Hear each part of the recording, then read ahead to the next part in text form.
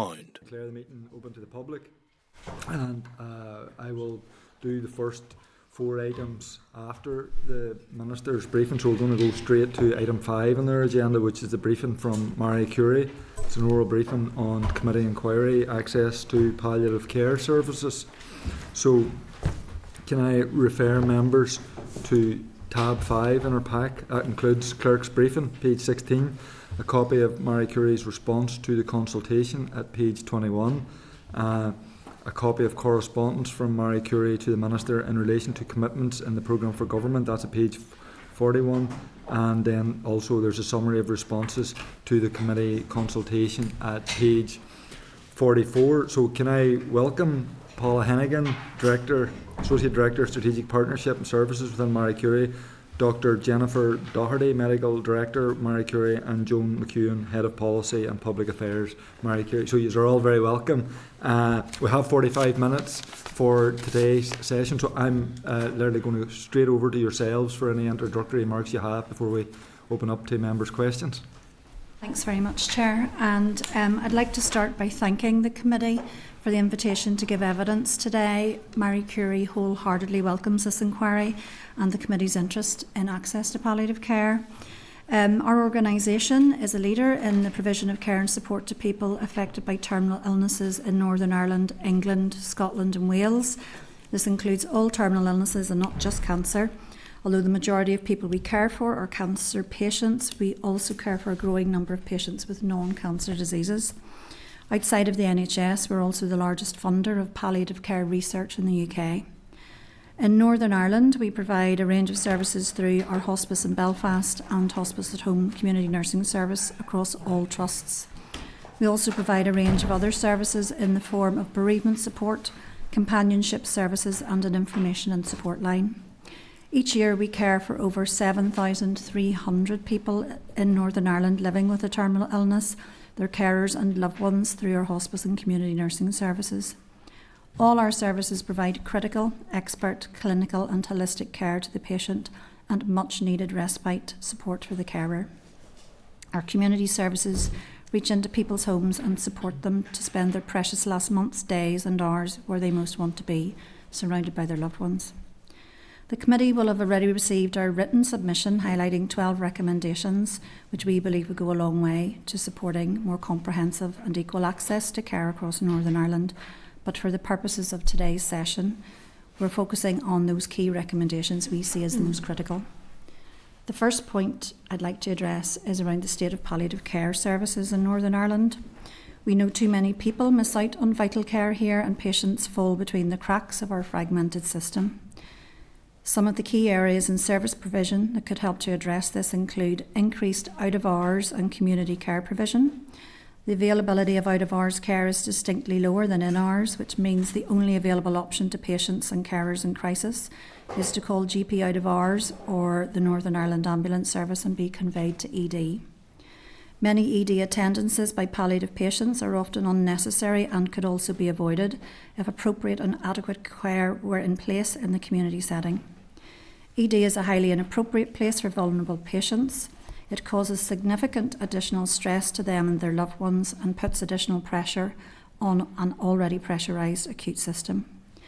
In order to provide a continuum of care, more care in the community is needed to prevent palliative patients from attending ED unnecessarily and to support them at home, which is where they most want to be and where it is most cost effective. This should include appropriate levels of generalist palliative care, domiciliary care, the availability of care home and step-down beds to facilitate improved discharge from hospital, as well as improved integration with ambulance services, GP out-of-hours and district nursing. Patients and carers as well as professionals also find our fragmented system difficult to navigate. The wide variety of diseases, prognosis and stages of the patient journey means service provision also needs a wide multidisciplinary team base, often across different settings and sectors. Greater integration between existing palliative care providers with primary, acute and ambulatory care is needed. Patients and carers also need to be more aware of palliative care and its benefits, and they need help to navigate this complex system that also varies from trust to trust. The second area I'd like to highlight is the policy framework in Northern Ireland. There's been a policy vacuum here with regard to palliative care for many years. We have needed a new palliative and end-of-life care strategy since the last one expired in 2015. However, we know that there is inadequate resources to support this. However, there has been some positive developments in recent weeks with the inclusion of death, dying and bereavement in the new programme for government, which we very much welcome. The aspirations within that will still need a framework to realise them, and in the absence of a strategy and no mention of palliative care in the Health and Social Care 3-year plan, a specific palliative care policy is needed to address the unmet needs of people who we know are missing out on essential care. This needs to address both the critical and urgent needs of patients right now, as well as address the growth and increasing complexity of needs of palliative patients into the future. The committee will be well aware from numerous sources of the predicted growth in need for palliative care from our ageing population in Northern Ireland, which is the fastest growing in the UK. We welcome the recent commitment from the Department of Health to undertake a baseline scoping exercise this year to understand the current status of palliative care and identify gaps and potential opportunities for improvement. This is a vital first step, and visibility on its progress is a vital piece of work that would be welcomed. To augment this evidence base, we would also welcome a comprehensive palliative care needs assessment and an end-of-life care survey that collates the experience of people using palliative care and end-of-life services. The third point is around central governance and oversight structures. The Palliative Care and Partnership team in the Department of Health is highly skilled but under-resourced to deliver its existing strategic plan and would need additional resource to undertake the recently announced baselining exercise. Further resource would be needed in the department to draft and implement the comprehensive policy framework described above, including the palliative care policy, palliative care needs assessment and end-of-life care survey. Furthermore, there is no clinical palliative care lead in Northern Ireland responsible for palliative care alone, unlike other jurisdictions across these islands. The introduction of this senior role would increase awareness and profile the importance of palliative care and also provide additional governance, oversight and strategic direction to palliative care at departmental level. The final point is the importance of recognising that palliative care is a core service and there is funding needed to support it. The point has been well made before that palliative care provided by the independent sector is not recognised in Northern Ireland as a core service, but seen as an ancillary service, and yet this isn't the case for palliative care provided by the trusts. The independent hospice sector provides a critical and core service which needs to be recognised as such. The independent hospice sector makes a significant contribution to palliative care here and provides care to thousands of people each year and has the greatest population reach across all UK nations.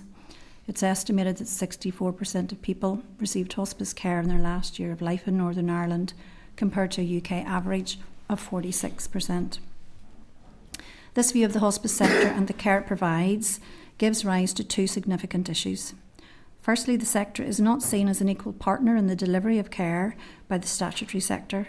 It should be included in relevant service planning and policy development and in the rollout of essential systems and infrastructures, as well as integrated data sharing to enable it to provide efficient care to patients when they need it. The sector is also a valuable source of expertise and evidence and best practice, as well as service innovation, and yet it struggles to gain a seat at the table when it comes to health transformation. Many examples of agile and innovative practice exist across this sector that could be rolled out more widely, but due to the nature of our commissioning and funding structures, innovation discussions are curtailed at operational rather than strategic levels. Workforce alignment is also a critical area where the sector needs to be able to recruit on a level playing field with the statutory sector, which means being part of early discussions on pay and terms and conditions of NHS staff, because this has implications for the independent hospice sector being able to match fund these settlements. The second and final issue is around funding. The current funding model for hospice providers of palliative care is unsustainable. The Department of Health funding policy for the independent hospice sector was set 20 years ago with an agreement that the statutory sector would cover 50% of service delivery costs. However, in reality, with ever-increasing overhead and ad hoc costs, this more closely equates to around 40% of statutory funding. The remaining funding is sourced from fundraising, which is highly unpredictable, leads to short-termism and does not support strategic service planning, which is vital for transformation and innovation. This reliance on charitable donations would be an unthinkable proposition for any other critical healthcare service. We would like to see the current 50% funding policy increased and consideration given to 100% funding of operational costs of core palliative care services. Before closing, I'd also like to briefly highlight some of the other key areas mentioned in our written response that need to be addressed to support better quality of life for people. These include the critical role played by informal carers who need respite and more support to continue to care for their loved ones, and they provide millions of savings to the health and social care system. The inequality of access and unique barriers to care that some groups face, such as non-cancer patients, people from racialised communities, people aged over 65, the LGBTQIA+ community, rural and deprived communities, homeless communities and people with learning disabilities, to name a few. And finally, whilst palliative care is critical for the well-being of the patient and carer, the wider social determinants of health also have a large part to play in their quality of life.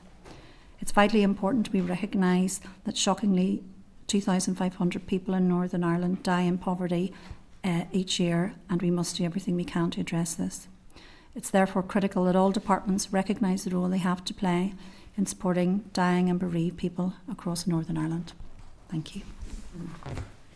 Thank you, Joan. And can I just first of all put on record my thanks for the work that you and your staff and Marie Curie do and the service that you provide. I think it's important to put that invaluable service onto the record in terms of thanks. Can I also thank you all for the contribution you've made to our inquiry so far in terms of responding to the consultation and facilitating a visit for committee members as well as coming here today. That has been very, very worthwhile. Just very quickly, you kind of touched on a lot of stuff there, policy, workforce, resource and other stuff. You kind of finished about funding. So can I maybe allow you just a wee bit of time to explain the impact of the 50% funding as well as single year budgets having on the service that you provide? Certainly. Well, I'm going to hand to Paula because she's the expert in this area. I suppose for Northern Ireland operation for Marie Curie, it takes £13.3 million to deliver services here. And from that we do get commissioning of 5.7 million, which leaves 7.6 million charitable contribution to be made, and that contribution is variable from year to year. And I suppose some of our contracts as well are set up in recurrent and non-recurrent funding, and that can be very difficult to manage as well. What I would say is that we are reaching more people despite this, but we are running at a deficit at the moment, and it is having significant impact on us in Northern Ireland in relation to choice. Okay, thank you. And then, we had obviously the All Ireland Institute last week giving evidence, and we were down at St Francis Hospice yesterday. And they were very clearly in both instances talking about the importance of policy, that everything kind of follows once we get a policy, and you certainly have highlighted that. Just you talked about the fragmentation of the service and care, and you also talked about public knowledge. We've heard a few times about the need for a single point of contact. If you could maybe speak to referral pathways, how we can improve that, whether a single point of contact is something that you think would be particularly beneficial. We have been working and collaborating with other stakeholders across NI, and there is a model that's just been recently announced, so maybe Jennifer could talk to that. She's been deeply involved in it. Certainly. So I suppose what we recognise across the system is the difficulty for patients trying to access the care and support that they need. And, palliative care patients often need things immediately. They don't have that luxury of time. And we talk about one chance to get it right and the impact that it can have on a patient and their family if things go wrong or if they don't get the right care in the right place. We also know that patients will be cared for in their home place, wherever that might be, whether it's a care home or their own homes. They will come into hospital, they might be in a hospice. So there's a lot of transitioning across the healthcare continuum, if you like. But there's a lot of fragmentation in that journey for patients. And I suppose for a palliative care patient to get the right care and support, it's almost, there's a reliance on two things really, that they are first of all having their needs identified, so that the person that's actually seeing them from a clinical perspective understands their palliative care needs. But then the next thing that is really critical is that they need to understand where to access that care and support, and also how to get it. And our system can be very, very difficult to break into, you know, and I suppose then sometimes what can happen is that there's crises that arise, and patients are, as we've heard, you know, our demographics and the context that we are within Northern Ireland here, people are living with multi-morbidities. There's complexity about their care, and things often change or become more urgent out of hours as well. So even the in-hours fragmentation and the out-of-hours fragmentation of services, we need to really look at that. And I suppose from a clinician's perspective, I work in a hospital palliative care team, and I also work within Marie Curie, so I can see the patients that are coming into our hospital, I can see the patients that are coming into our hospice. And I suppose from that perspective, we have been working really closely, and you'll have heard about it already, with partners. I think the way to try and address some of this fragmentation is to build together and work smarter, because there isn't a lot of extra resource coming for us. But also from the perspective of the clinical coalface, seeing what is going wrong and how we might be better positioning ourselves to fix it. So the Belfast Community Hub, we've been partnering with Northern Ireland Hospice and with the Belfast Trust professionals to work together to build a one-team approach, a single point of access, where we will have a much more responsive service for patients with emerging urgent need, but also some real-time oversight of the capacity in the system at that any given point in time, which is something that I think we struggle with. But I suppose the other big thing to say about that, and Joan's already touched on it in her introductions there, it's around integration. It's around integration from the voluntary sector, you know, across the system, and the knowledge and expertise that we can bring to help to have some of those solutions for the problems that we're facing. Thank you. Danley? Thank you, Chair. I really fantastic briefing. Thank you very much for the work that you do, and certainly the visits that we've had to you have been really informative and educational. One of the first things you mentioned, Joan, was the impact of variations between trusts. How does that impact patients? Quite severely, because it doesn't help with the awareness. You know, there's a taboo around talking about palliative care because it's associated with the immediate end of life, so that's a barrier in and of itself. But if you compare palliative care services to any other service, there's great awareness. If you compare it to maternity services, great awareness of what care is there, what you should be getting, and all of the wider support that you need. If there is an inconsistent model, then there's no consistency around what you're entitled to, what you should be getting, and if there's great variation, then people are more likely to fall between those cracks as well. So there's like a double barrier, double whammy in that as well. As Jennifer talked about there around the integration, there are great pockets of support for patients, don't get me wrong. There is absolutely, when people get the care here, it is really high quality. The problem is it goes across different sectors, different providers, and it varies from trust to trust. So people can just fall the continuum of care that Jennifer talks about and Paula talk about, which should be there and is there in other services, isn't there in palliative care. So people will all of a sudden fall off a cliff edge before they don't know where to go either. They need signposting, they need help in navigating that system. So that is one of the problems. And I could probably add into that as well. So we have services right across Northern Ireland, so we understand, you know, what the delivery is like. In relation to a rapid response service that we have, which is a nurse who is able to respond rapidly to patients in their own homes. In 3 out of the 5 trusts, we work in GP out of hours. So we're part of their infrastructure. So calls come into GP out of hours, they're triaged and are sent to ourselves, the Marie Curie nurses. And those Marie Curie nurses are able to respond to urgent need of patients, so unanticipated needs. And that is particularly beneficial because of the low numbers of GPs and the ability to do home visits. So all of our visits are to the homes.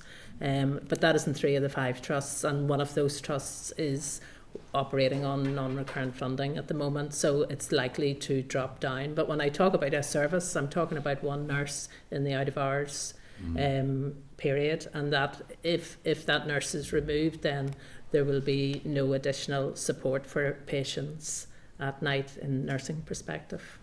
Just on that, 2 of the trusts have this funded recurrently, but one of the trusts is non-recurrent, and then next year that service may well fall away. The 3rd trust has a recurrent funding of one of the nurses and a non-recurrent funding of the other, and that has been moving from month to month to month for the last few years. It's particularly difficult to manage workforce, and there's high levels of risk associated with it. The service that I'm particularly want to highlight would deliver care to 750 patients a year, so that's urgent care, that otherwise those patients would either be conveyed to hospital or they remain at home and with no dignity. Could I add? Sorry, Danny. I was just going to add a point to that. I mean, the out of hours rapid response service is really critical, and in how it supports people through those out of hours periods when probably their need is most acute. But it goes back as well to the structure and how we're commissioned, because we're commissioned by each trust then, and that varies. That goes back to your original question around the variety, so that we can provide what we're commissioned to provide, but that's down to each trust, and they aren't the same. And taking that back, I suppose, the budgets were set many years ago and have been uplifted ad hoc, so at times inflationary uplifts and at other times nothing, so that has created a gap between budgets across Northern Ireland. Danny, I'm going to move on and I'll come back to you if there's room. Diane? Yes, thank you very much. I think it's really helpful. So going back to the last point, what you're highlighting is a variation between trusts in the level of services that we have to people who are in need of palliative care or urgent palliative care. And I do think that all points, because you've talked about different sectors, different trusts, different ways of doing it, and a lack of coherence. Am I right? Is that what you'd be talking about? A real lack of coherence in how we deliver palliative care. So, and this is something I make no apology for saying this, because I do think that the legal duty to provide a core palliative care service as part of our health service is massively important. And I was just looking up my notes from last week.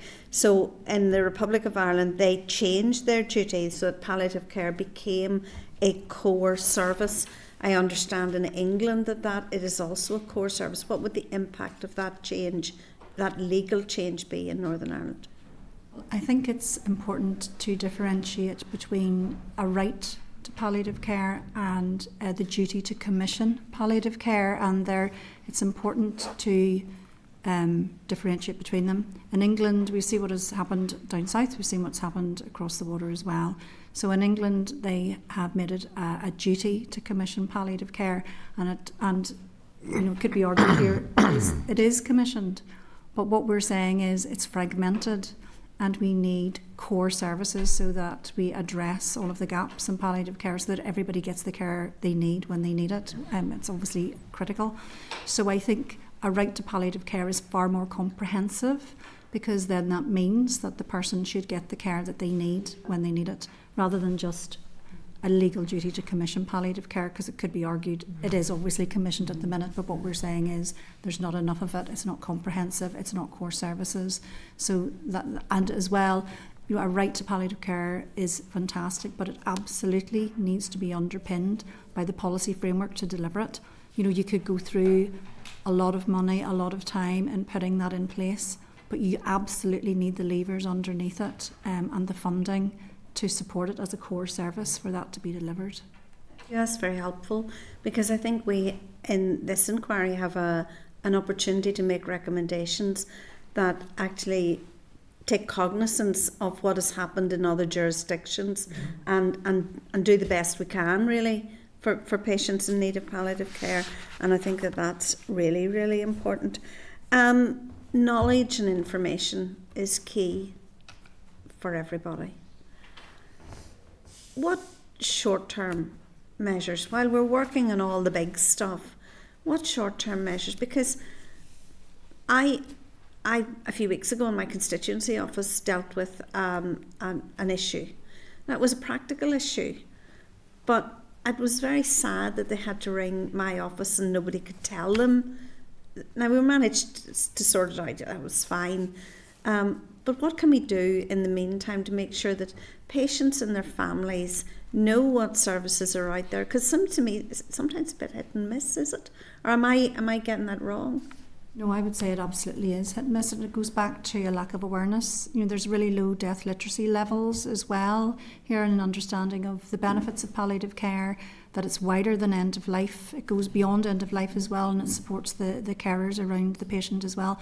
But there's a lot of benefits upstream as well, around the alleviating symptom burden as well. So there's an awareness issue there that could be helped through the implementation of the advanced care planning policy. That is a brilliant piece of work, but needs to be fully implemented. So that will help open up those conversations around people's last wishes as well. I think there's definitely issues around the independent sector being included as part of the system. It goes back to that point that we've talked about being seen as a provider of a core service. So we do need to have to be connected and bolted into the system and be included when there are transformations, system innovations as well. And we are part of Encompass rollout, but we're further down the line. So it's things like that. If we were included in those conversations, those strategic conversations at a high level, early doors, rather than being further down the line and getting connectivity, that would help alleviate a lot of things as well. There's a huge amount of expertise in the system as well that could be leveraged. We can bring lots of solutions as well, and we very much welcome being part of that transformation process, but it can be difficult at times getting a foot in the door. And sort of finally for me, one of the things that kind of surprised me was that when we first started to talk about this inquiry and officials from the department came to brief us, they then announced that they were doing a scoping exercise to actually find out what was out there in relationship to palliative care. Should the department not know that? Is that not part of what they should be doing and know as part of that commissioning process? I would say yes. I think the baselining is a really vital core piece of work that needs to be done, and that information should be there. And it's a first important step to any policy to baseline and find out what do you actually have. I think it needs to be augmented as well with a palliative care needs assessment, because you need to have that, not only from that sort of, we need to know what services are there. That's okay, because that's looking at what services are already being delivered and how they need to be improved and where the gaps are and how to plug those gaps. But you also need to know what people need, and you need to take into account the demographic needs as well. We know that there's critical need right now, and we know, looking at our demographics, the need is going to grow exponentially, worse here than anywhere else. So we need to address those palliative care needs as well. And also we've put in our brief as well that we would welcome an end-of-life care survey, so that we can survey people who receive those services, and then that will be a double check on how are we actually doing here. Are we meeting people's needs? Because that will give us the qualitative data as well. Yeah, I think it's really important as well that there isn't just a focus on specialist palliative care, that it's wider than that it is generalist palliative care as well, and whatever support is required to keep people at home, because that's where we're heading. We want to keep people at home, but they need the resources around them to do that confidently. Thank you, Dan. Alan? Thanks, Chair. Just following on from what Diane has been asking there, it's a very direct question. Do you believe that palliative care patients are being failed as a result of the difference between various jurisdictions, particularly Ireland and the rest of the UK? Yes. I do personally. Jennifer and Paula are the experts in providing that care, and they hear numerous stories. I'm going to hand over to them because they are so in contact with the patients that they'll explain it better than I ever could. I think when you have the opportunity to deliver the care as it should be, whenever you can meet a patient and be able to assess their needs and bring to them the professional care, clinical care support that they and their family can have, that's a good thing. That's why I do my job. And I guess that all too often we find that people don't get that in a timely fashion, and so maybe they have symptoms that haven't been helped or improved. Maybe they have been rushed into ED and they find themselves in a hospital bed that they really don't want to be in. Maybe they want to get home because actually that's quality of life for them, being back in their home place with their family, but they can't because there isn't a care package. So I guess there's so many different parts of it. It's a huge issue, and what we are saying is that there's so much good work going on across Northern Ireland from many, many different providers and professionals out there, and a really conscientious, connected workforce that really want to deliver this care well. I think the challenge for us is when we see that things maybe haven't gone as well as they should. And I suppose the other thing to highlight is when things don't go well, the impact that that has on the patient first and foremost, and their family members in the future, and the prolonged bereavement that people are dealing with as a result of that. You know, we've heard members say, you know, that the value and importance of having a right to palliative care. You know, we really believe in that because it does make a huge difference, and we've seen how that can happen. But I guess unless it has that support from that governance infrastructure, that policy framework, that imperative to make that change and have the accountability for it to actually be delivered upon, I think we will struggle. And you know, if we're already identifying unmet need and we're saying that the demographic that we're seeing in the future, you know, how are we going to position ourselves to sustain what we currently have, let alone for the future? Something has to change. And I would say some of the referrals that we receive into our service we're not able to meet, and it's purely down to prioritising care. Urgent patients will get the care. People who are changing, they don't necessarily get the care, but we tried our very best. And those other patients, really, when we talk about stable patients, we could be talking about patients in the last week of life or the last 2 weeks of life are unable to get that care. In order for us to develop and mould the inquiry, can you give any other further examples of good quality or good practice? Like good practice in terms of across the region that could be scaled up to improve patient experiences and increase service and efficiencies? I think if we work more closely with our emergency departments and our ability to be able to respond to, first of all, those patients that come in, but you don't necessarily want, you know, for the patients to get as far as that, you know. But one of the things we had already been working with the Northern Ireland Ambulance Service was about referral pathways, so that if they had been called to a patient, they would go, but you know, potentially now they can ring and a Marie Curie nurse can go, so that then avoids a hospital conveyance. So that's one thing, and very simple. There's also there's lots of examples in our written response, but if you look at what's happening in ED, the RCN brought out the corridor care report, which was harrowing, with many people dying in corridors, really, really dreadful scenarios there. So if you look at what could be done in those circumstances, we know we're not going to flick a switch and we can sort all of these issues out immediately, and that's why we're talking about a policy that addresses the immediate needs and also looks to plan to meet the future needs as well. But I think we really need to look at these urgent, critical areas that need to be addressed quickly.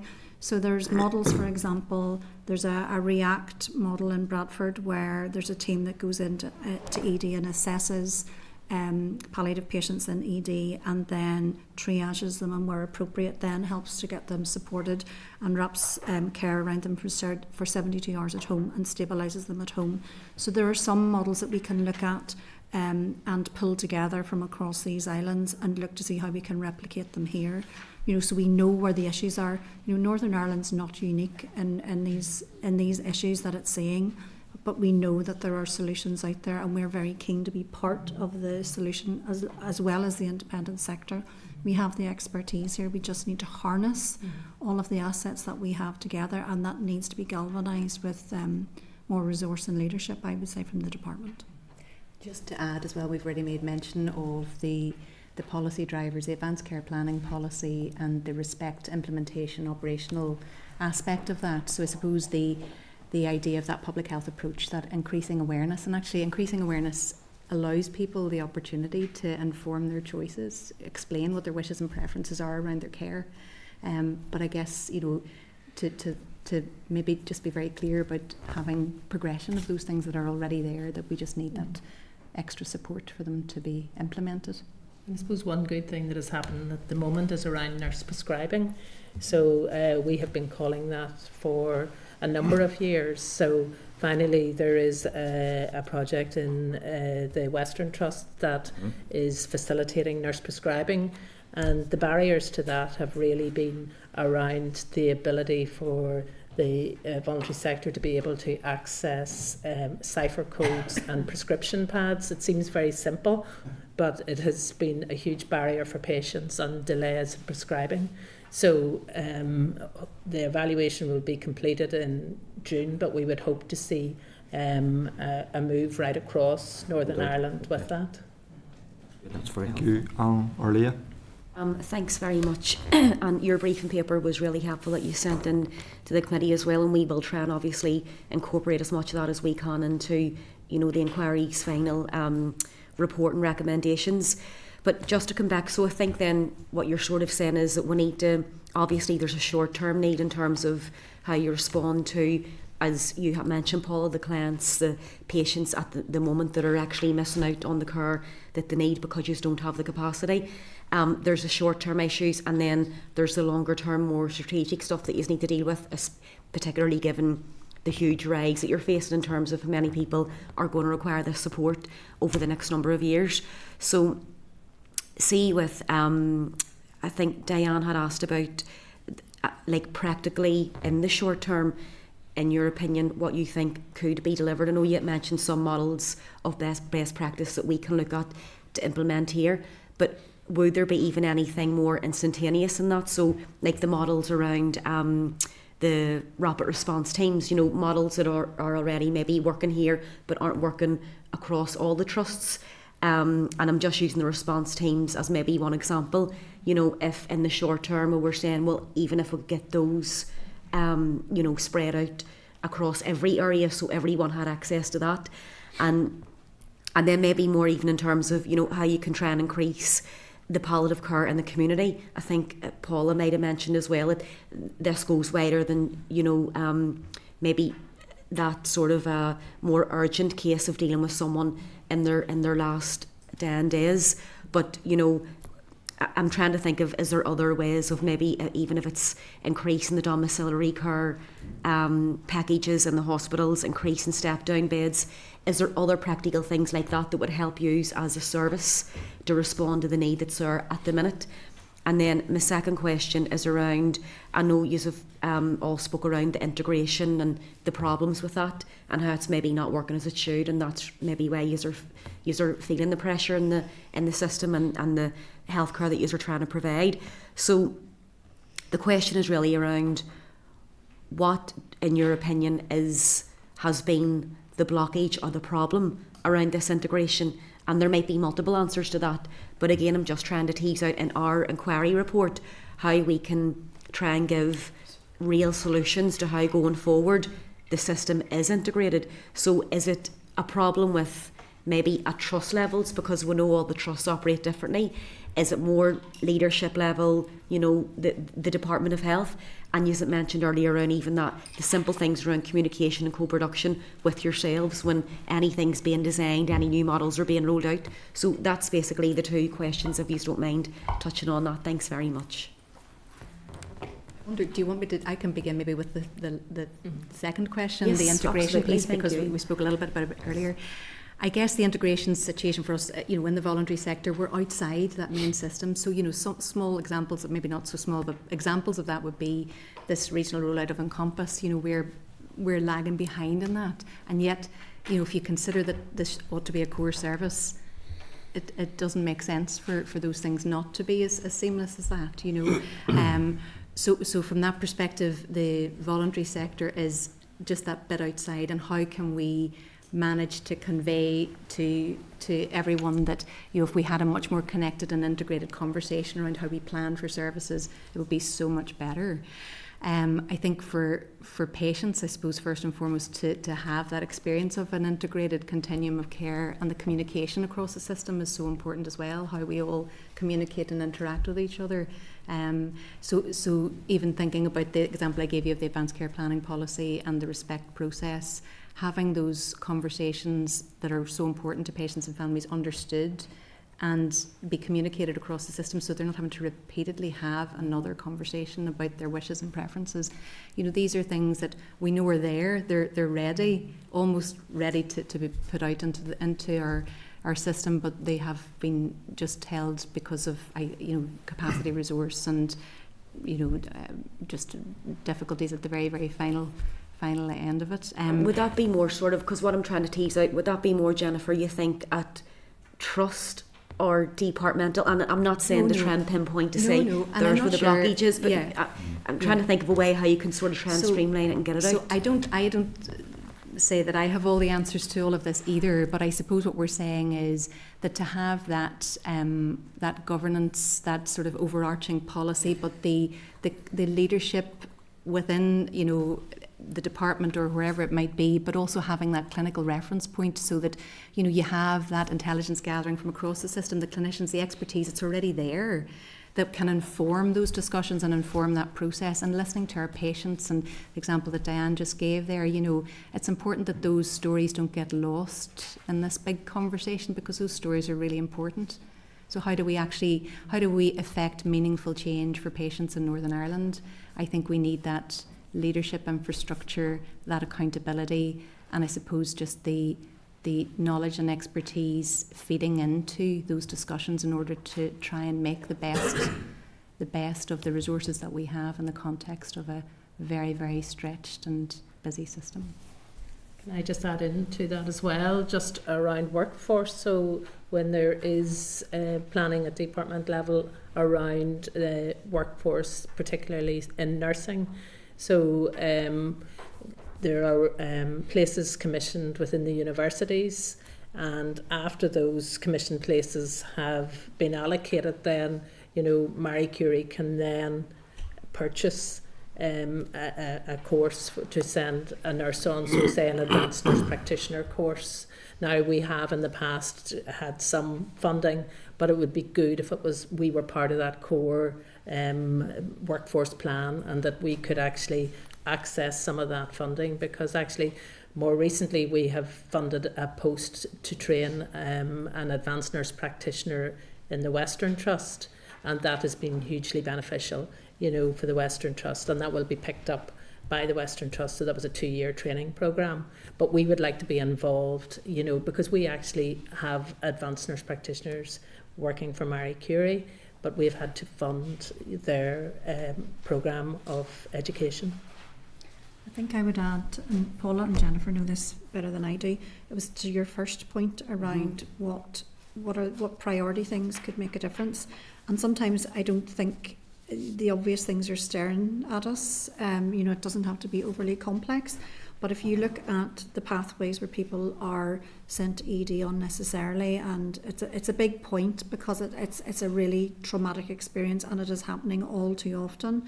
If you look at the core things that need to be in place, it's about what Paula talked about. It's about the rapid response service and out of hours.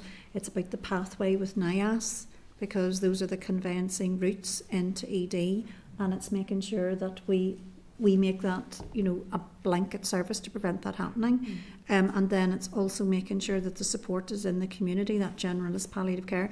But you talked about domiciliary care, and the care packages are key, because you need all the primary care support in place, you know, as well as community pharmacy. We had that event earlier. You know, all of these parts of the primary care system need to support. But we know that we don't have enough care packages. We know that stops people from being discharged as well. So those are key. You know, we did a piece of research a number of years ago where people were dying unnecessarily in hospital because they were fit for discharge, and it was down to lack of domiciliary care and lack of care home beds. Amongst other factors, but those were some of the main causes. But that impacts on our hospice as well, because we can't move people out of the hospice to bring people in. So, and I suppose one of the other things, just in relation to, I had said 3 out of 5 trusts have rapid response services, and that's Marie Curie. The other 2 trusts do have 24-hour district nursing services, so they would respond rapidly to patients in the out of hours. Okay, there are no other members indicated, so can I just thank you once again for coming. Really appreciate you giving us your time and your expertise and taking part in our inquiry, so thank you very much. Thank you. Thank you very much. Okay folks, so we're moving then to item number 6, which is a briefing from Hospice UK, and it's an oral briefing on committee inquiry access to palliative care service. So can I refer members to tab 6? We have a clerk's briefing, we have a copy of their response to our consultation, and also a tabled paper. So can I welcome Professor Max Watson, who's the Director of Project ECHO within Hospice UK. Professor Watson previously provided evidence to the committee in his capacity as a consultant in palliative care for the Western Health and Social Care Trust. And can I also welcome Aileen Morton, Policy and Public Affairs Manager. So you're both very welcome to the committee. I'm going to hand over briefly to yourselves just at the start to let you know we have the Minister in at 3:30, so unfortunately that can't be moved. So if you just give an introduction, then we will go straight to questions. Okay, so can I start by saying thanks very much to the committee for the opportunity to contribute to your work. We very much welcome the committee's inquiry, the significant effort that you're all putting into really exploring this issue and the focus that then brings to palliative care.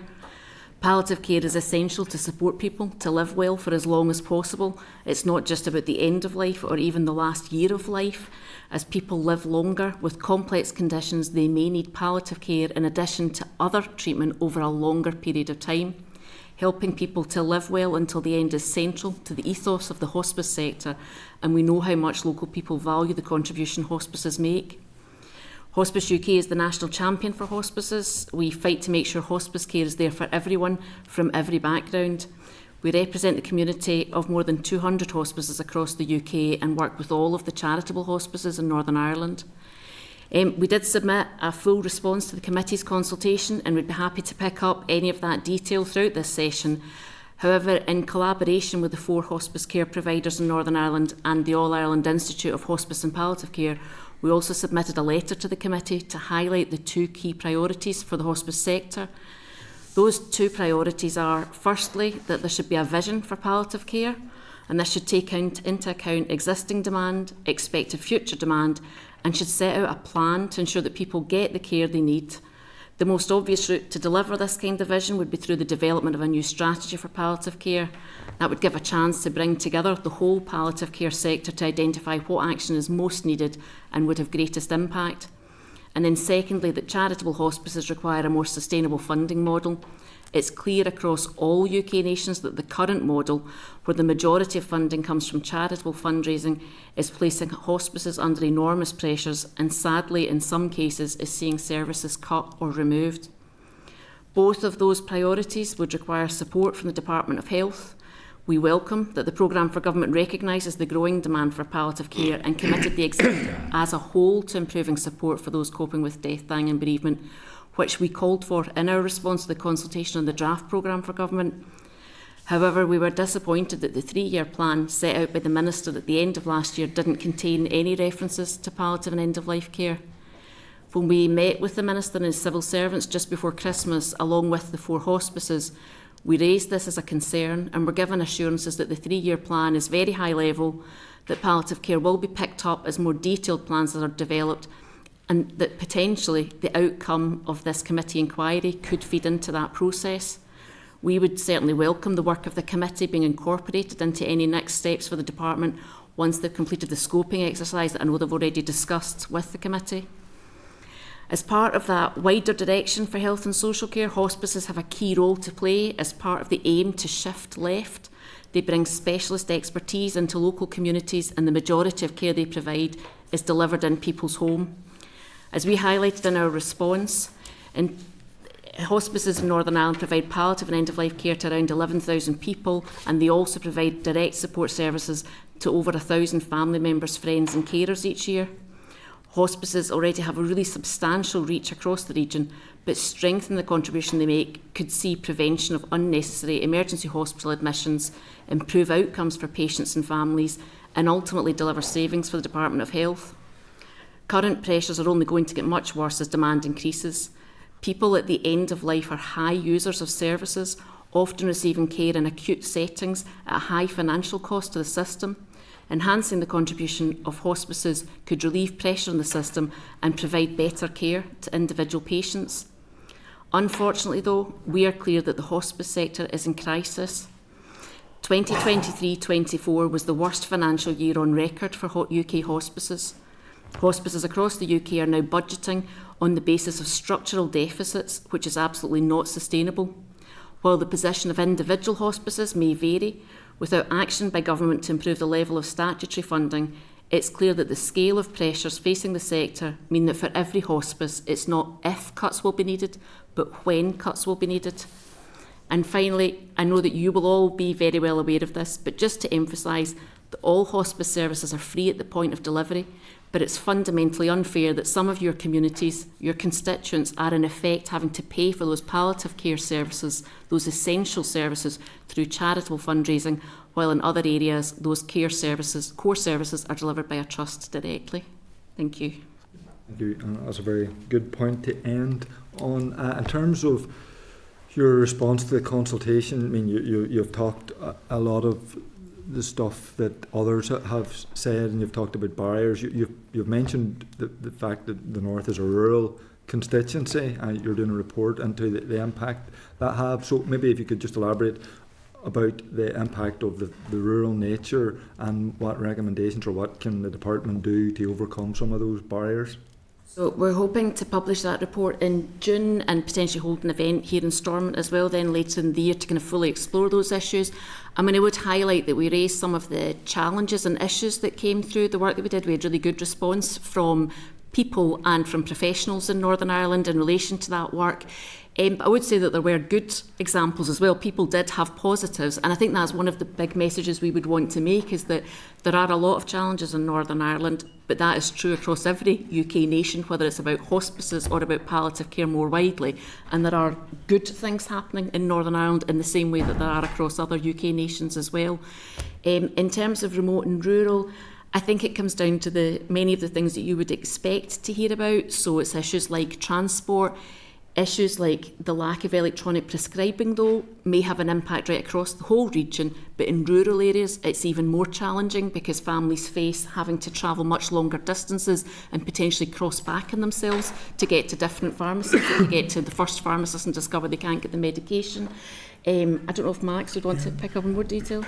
You can also see it in terms of assets as well. Often rural communities have a lot more assets in them than urban communities, and if we can house those assets or mobilise those assets, as we have done with Hospice UK, using virtual communities of practice, support the delivery of care across Highlands of Islands, in rural parts of Northern Ireland, the Life and Time project in Rostrevor, Warren Point and Kilkeel, where using virtual support and voluntary sector able to provide a service that people who are approaching the end of life who need nursing support are guaranteed that within 15 minutes. So you can talk about the challenges of rurality, but there are also assets in rurality as well.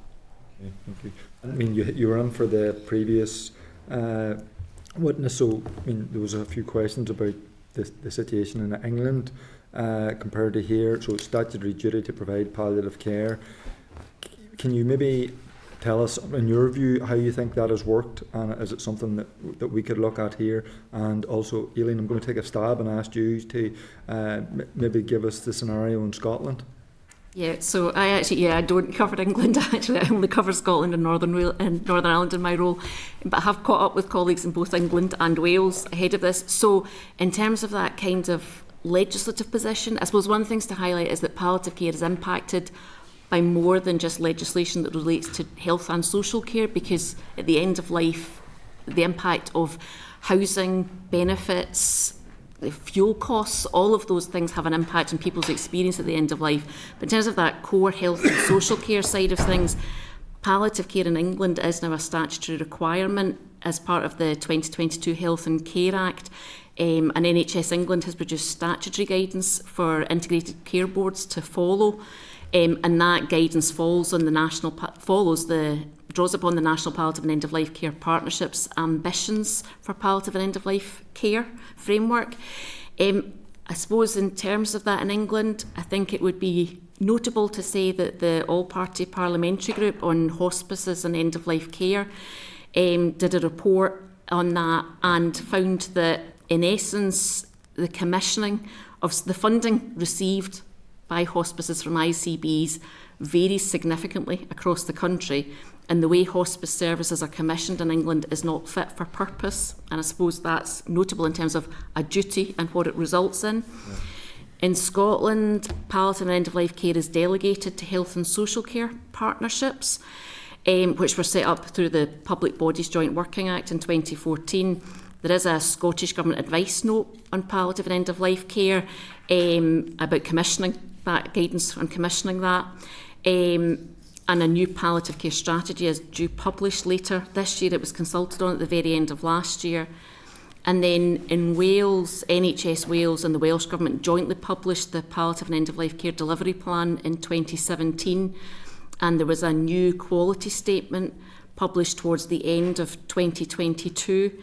They do also have the National Programme Board for Palliative and End-of-Life Care, which kind of brings together clinical and strategic oversight of palliative and end-of-life care, with kind of working groups sitting underneath it, and Hospice UK and Welsh hospices are involved in that. And the Welsh Government is also looking at developing a service specification for palliative and end-of-life care. Okay, thank you. Could I pick up a little bit on that, just in terms, we had such high hopes this was going to become built in, and the command was going to go out to ICBs that you've got to deliver, and the response has been piecemeal across England. And I guess, at the risk of being a little bit cheeky, I guess it goes down to something fundamental that we've seen across the jurisdictions. It's not about policies, it's not about programs, it's about delivering them. That's the issue. If we go back to some of the issues that were raised with our Marie Curie colleagues about accessing service out of hours, in 2016, Delivering Together made a commitment that we would, here in Northern Ireland, have acute care at home services available for everybody. If we just delivered what we said we were going to deliver, we said we were going to have respect forms going, it was going to be there. Fantastic, brilliant. But how do we go from the aspirational and all the preparation to actually delivering? So can I ask you the question that you're asking us? Does that mean we need a policy with an action delivery plan accompanying it? I think there's something else which is needed, which is where and that's accountability. That you need to have somebody has to be responsible. Someone has to be responsible. We said we're going to do it. Why hasn't it? That was 2016. Is that the clinical lead? I think it's the person who has got access to a degree of power and authority. So, partnership, Palliative Care and Partnership Board, it's a fantastic bringing together of lots of minds of people who are passionate about palliative care, but it doesn't have the resource or the power. So I think it behoves a different way of working, that actually we don't just legislate, we ensure that what we legislate for happens. Yeah, can I add that in Wales, the Palliative and End of Life Care Programme Board, a new manager was brought in relatively recently with that focus on accountability, in essence taking what were commitments in the programme for government and ensuring there was then concrete action to deliver on those. And I think that would be very much our focus, that in essence there may be a need to look at legislation to drive action or duties to drive action, but actually it's not fundamentally needed. The systems are there.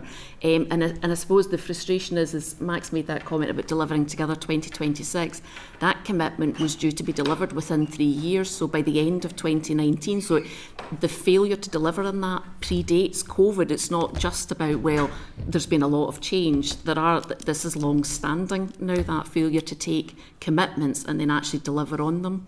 And I think it is that, I think clinical leadership is really important and having some power there, but it's not necessarily about exactly who is in post. It's about empowering that person, so whoever has that responsibility truly has the authority to make that happen and can be held accountable then in the same way by yourselves or any other committee.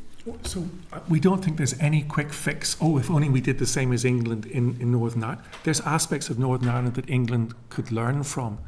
But there's bits and pieces. We would love the out-of-hour service of Wales to be in Northern Ireland. So there's a one-stop call. You phone in the middle of the night. There's somebody there who now with Encompass can look at your chart and give you good advice. The loneliness of looking after somebody who's very ill in the middle of the night, it invariably ends up in the wrong place, in the wrong time, in the wrong situation. So there's bits of Wales which would like. There's you've already heard about the REACT model of having palliative care within A&E departments. Can we quickly divert people before they get embedded in an inappropriate place?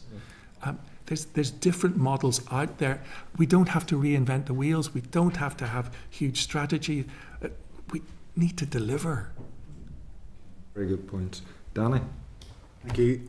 There was a couple of things I wanted to push on it. I know you're saying it wasn't about public policy and it is about delivery, and I absolutely get that. And the things that we committed to previously haven't been delivered. And really we need to go back and deliver what we said we were going to do. But I just wanted to ask, from a public policy perspective, we were in St Francis Hospital yesterday in Dublin. Fantastic, amazing organisation. And one of the key things that they told us was that the consideration of being a core service was absolutely fundamental to them developing their palliative care strategy and then following into the full funding model. How important do you see that yourself, and what can we do to push that forward? I know St Francis well, and I know Fintan well, and I think that process was a very important process. But building the relationships was also perhaps even more important with the department. So I think having a policy is really helpful. Mm-hmm. Having the commitment to delivering the policy is more helpful. And developing a policy which is realistic as opposed to aspirational is what they did across the Republic of Ireland in that regard was a 7 or 8 year process, and the outcome of the development of those relationships and the belief of what was needed came in the policy, but the policy was the outward manifestation of the building of trust and belief that this service was core and also could be afforded within the healthcare system. If the Google money wasn't there, I'm not sure that they would have been able to do it. Yeah, I think one of the pieces of learning, if you like, from what happened in the Republic of Ireland in recent years is that role that the hospices had early on in terms of what is the aspiration, what is the leadership, how do you drive this forward, what's the ambition. And I think that is, I think at the minute there's very much that kind of commissioning approach taken with the hospices, and there is a business transaction there. Do you know that way? The department needs services delivered and the hospices deliver it. But hospices aren't businesses, hospices are charities. They are committed to delivering for the local communities and working with them. And so there is that. I do think that there's the opportunity to bring hospices in earlier on as part of that process. And I know when the civil servants were here speaking to you in January, they did say that, you know, the hospices would be, stakeholders and hospices would be involved in early on in the design of that scoping review. But as far as we're aware, none of those discussions have happened yet, which is then quite frustrating when the original timescale set out to you was maybe within 6 months. We're kind of running behind already in terms of that. There's been no engagement with the department at all so far? I think hospices have been asked for information in terms of that audit piece of work, so the department has less visibility of the commissioning carried out by trusts. But I think what there hasn't been is that wider engagement around the design of the scoping review and what is really needed from it. And the opportunity of palliative care is completely missed. We know that a third of patients who are admitted in emergency departments will die within a year. So when you're walking around a hospital, you're seeing nearly a third of those patients will die within a year. They have got palliative care needs. If they had access to good quality palliative care, parallel planning, so you're getting your acute services with palliative care, then people could be prevented from having inappropriate deaths, inappropriate medical treatments, could have a good quality end of life. But if your understanding of palliative care is only about death and dying, then you miss out all the things that could really contribute to the whole system in decreasing costs and improving quality of life in the last year of life. So reviewing hospices as kind of icing on the health service cake is sad. We need to be fully integrated. I ask, just on the basis of that integration piece, we had the ambulance service in with us recently, and they were talking about a recent development where paramedics would make judgment calls. Specifically trained paramedics would be making judgment calls on those call-outs that you're talking about. Is there engagement with ambulance service that way, and do you see that as having a positive benefit? Across the UK, very much so. Yeah. We're seeing our paramedic colleagues are really keen to have this training and this support. They are the ones who often bear the biggest moral injury of taking patients into A&E departments when they know it's inappropriate.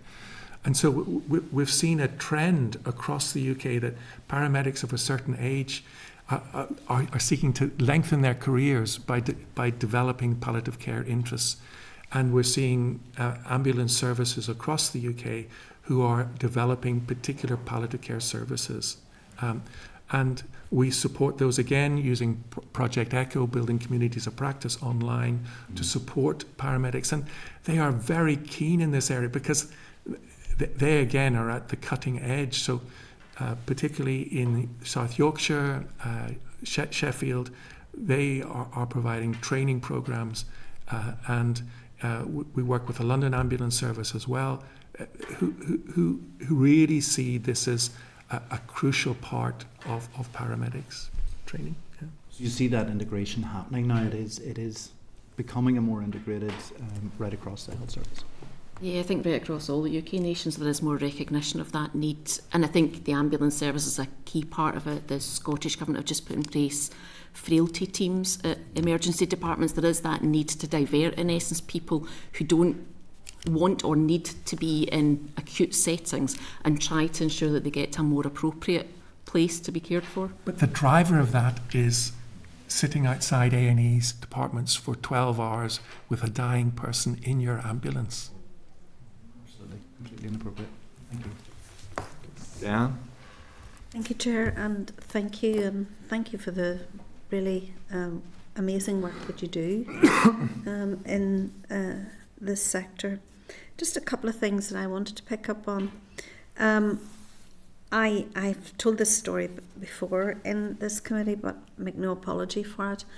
At Christmas, I was at the Southern Area Hospice service, and I met a lady there, and she was talking about her sister-in-law. Now, her sister-in-law had been her sister-in-law for maybe 50 years, so this was a real lifelong friendship.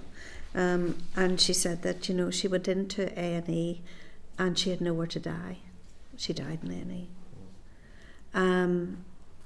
And the impact of that on the person who's gravely ill, but also the impact that has left with the family is very, very serious indeed. And I was interested when Marie Curie, they were talking about REACT, the programme, oh gosh, I've forgotten where they said it was from. Bradford. Yeah, Bradford. Do we have anything like that in EDs in Northern Ireland? Because I'm conscious that you're saying that there's things that we could do that are more immediate while we develop the relationships and the integration and the strategies around how we need to build the service. So do we have anything like that at all in Northern Ireland? I'm understanding that we have a rapid response in 3 out of 5 trusts, but do we have anything like that in our acute EDs? No? Yes? In terms of a specific programme like the ACT programme, I'm not aware of that within Northern Ireland. I would have huge admiration though for our ED staff who do their absolute best in difficult circumstances to try to ensure that as much dignity as possible is given. Obviously they're limited by,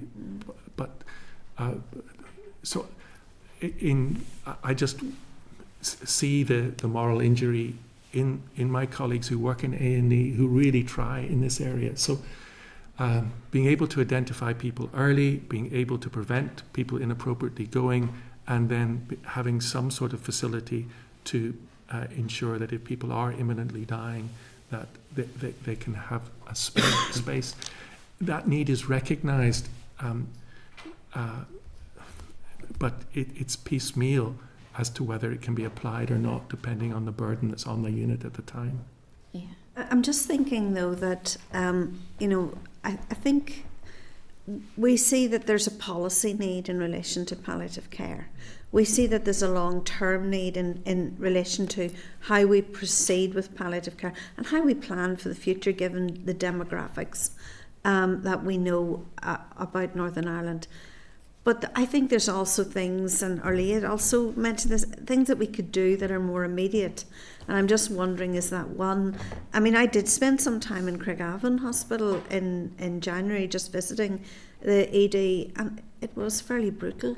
And that's not the fault of the staff, who were doing amazing things, trying to take care of as many people as possible in very, very difficult circumstances. So this isn't really about the staff, but it's just about how we get embedded in ADs, this sort of recognition that if someone is very ill and has palliative care, that we get an assessment of their needs fairly quickly and that they're treated fairly quickly and, sent home or whatever is appropriate at that particular time. I just think that I wouldn't like to allow the department in our report to have everything that is long term, because they're very good at working groups and they're very good at funneling things here, there and everywhere. We do need recommendations that will improve will have an immediate impact on patients. Yeah, like Max, I'm not aware of anything structured in the way that the Bradford service has talked about in Northern Ireland. I think there are examples, and I don't know that we're best placed to give those, perhaps some of the other trusts could give them as well, but I think there are individuals who are driving some of those improvements, and there are pilots and different options being looked at. But I think what's missing is that kind of structured, strategic look, and I think that's maybe one of the comments we would make about the palliative care and partnership more broadly, is that actually in many ways it's really positive. It's a really great way of bringing people together. When you're in one of those meetings, it's really clear that people care, they are knowledgeable, they're passionate about it, they're informed. But what's lacking is the structure and governance and decision-making ability, and then ultimately the accountability of what has been delivered. So you need to bring the sector together, bring across across all of the partners, the charitable sector as well, and have people agree what the priority is and how it can be delivered. But then you need to be clear who is accountable for that, and where do those lines of accountability run down right to an emergency department door. Do you see that accountability as a clinical lead? I mean, accountability ultimately is with the minister, but do you see the accountability within it can't be over everything, that's fair enough, we all understand that. But do you see that in terms of a clinical lead for palliative care, or how do you see that developing? We've highlighted that a clinical lead would be helpful, that it definitely would be a starting point, and it was notable that at Hospice UK conference in Glasgow in November last year, we had a panel session on the Tuesday afternoon, I think it was, that had the clinical leads from every nation, and Northern Ireland was, including the Republic of Ireland, and Northern Ireland was the nation that was represented by a volunteer from the RPMG, because there isn't a clinical lead. It is a standout issue, if you like, for Northern Ireland compared to everywhere else. I don't know that we would necessarily want to see them with direct responsibility for all of it, and it's not necessarily about one person, if you like. It could ultimately be that something like the Palliative Care and Partnership Programme Board could have that kind of overarching accountability, but they would need the funding and the capacity to take on that accountability, and then you would need the structures in place and the decision-making structures in place to allow that, and the authority to allow that. And at the moment, that's what's missing, I think, is that very often those updates, you hear really positive work going on, but there's no structure in place to allow, for example, the just in case boxes in the Western Trust were a really good example, and they are now being rolled out.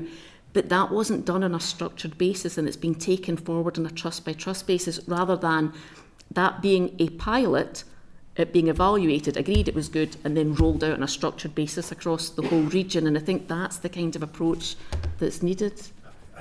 I think if you go back to Edward Deming, every system is perfectly designed to get the results it gets. We're getting the results of our system. And if there was improved domiciliary care at home, then maybe your friend would not have had to go into the A&E department in the first place. If patients on the wards were being identified earlier and could get the appropriate palliative care, then maybe they could be discharged into appropriate services, which would free up some beds. So the system is not working. And I guess I'm so old that I've been round report after report after report, scoping exercise after scoping exercise. But what I haven't seen is delivery. And I guess my question, it's not just in Northern Ireland, we see it in other parts. So this isn't, we see it right across the UK. We see lots of good intention, but where is the skill from going from good intention to actually delivering? And I guess even small delivery would be fantastic. If we could get a culture that we actually deliver, that would be transformational. Thank you. Okay, thank you. Alan? Thanks, Chair. Professor Watson, the last day you presented to us in a session, I think it was about 2 weeks ago, and you said something that stayed with me, and that was that for the last 20 years, you had a number of asks, your sector had a number of asks to the department, and still those asks had not been delivered upon. And that fits in nicely to what you're saying to us here today. Can I therefore ask, in your discussions that you have had with the department in recent months, with regards to the current funding model and regards to the palliative clinical lead, what has been the Minister's response to you? Can I just say your comments 2 weeks ago resonated with me, because my own personal fear and concern that I have with this inquiry will be that ultimately this committee will do a heck of a lot of work, as it has been doing. We will present our findings to the department. The department will, no doubt, there will be a palliative care strategy rolled out. But my personal fear is, and shame on the department if this happens, is that it will lie on a shelf gathering dust. There'll be some tinkering about, some parts will be delivered, but much of it won't. Do you share those fears? Yeah, so can I say that when we met with the Minister just before Christmas, it was actually a very positive meeting, and everyone round the table recognised that there was a different tone to it. The Minister was very positive about the contribution of hospices, said that they would absolutely be a priority for short-term funding if he had that funding available, but it is a very difficult financial position, which we accept. I think, yeah, we would share your concern about a strategy though, because obviously we look at some of the other strategies like the cancer strategy and the commitment to palliative care funding as part of that strategy, and all of these strategies are being delayed. That's true for the children's palliative care strategy as well. I mean, at this point, if we were asking for a new strategy, we would want it to be adult and children's. That children's strategy expires next year, and it fundamentally contains what it needs to contain, but it's not being delivered in full, and that's what's needed, is that delivery element of it. We are conscious with increased military spending, with what's happening in the broader, that the resource is not going to be a huge resource for this. So investing resource in doing a strategy or more scoping exercise, it doesn't resonate. It feels like an episode of Yes Minister, that we go round and round and round. And maybe that's a culture which has been. The department are good people. They want to achieve, but there's always a caveat about why they can't deliver. And so, how do we get over that hump? How do we actually move from a jurisdiction where policy is decreed and policy is delivered, and the civil servants don't say, well, you can't do that because of this or this or this. My only experience with department in recent years, before I even sat down, I was told we've got no resource.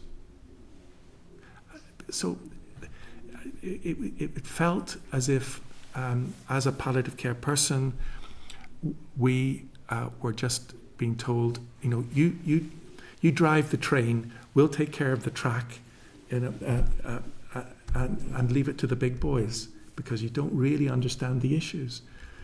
But the issues that we're dealing with every day are issues like Diane Dodds talked about patients who are hitting services which have the capacity to deliver but aren't able to deliver because key resource isn't in place. Yeah. Can I maybe add as well that I think, because obviously the department have talked about the scoping exercise, and I think we used the phrase strategic review in our kind of consultation response, and there is that audit of services being delivered, but what is needed alongside it is that kind of population-based needs assessment. In essence, you can work out what is being delivered, but you also need to know what's your population, what's their need, and then you need to map that and work out who is commissioning the services to meet that need. And you should have clarity on, look at standard models potentially, what's the service specification, and then you ultimately need to be measuring, are you meeting that need? And we said, qualitative as well as quantitative measures. In essence, it's not enough to just say X number of people. It is about the experience they had as well, and the outcomes that were achieved, and was that the best that could have been delivered? And what we can anticipate coming towards us in terms of, for example, workforce planning. We haven't had adequate workforce planning for years. What's it going to be like for me when I'm dying? For all of us. Yeah, and can I just very briefly just add that is one of the challenges, that you're all very well aware of the demographic shift and the growth in demand that's expected, but that is one of the challenges, is that in 15 or 20 years, your working age population has shrunk as well to support that older, who is providing the care, and how do you manage that and map for that need. And I suppose we're talking a lot about projected need, but it is about the fact, the last strategy, there were 2,000 fewer people a year dying at that point when it was set out. There's already new demand that has not been factored in essence, the last time that a strategic view was taken on what was needed. Deliver a policy that is deliverable rather than aspirational. I think that's the line of the day. Thank you. Thank you, and thank you, Aileen and Professor Watson. Really appreciate you giving your time and taking our questions.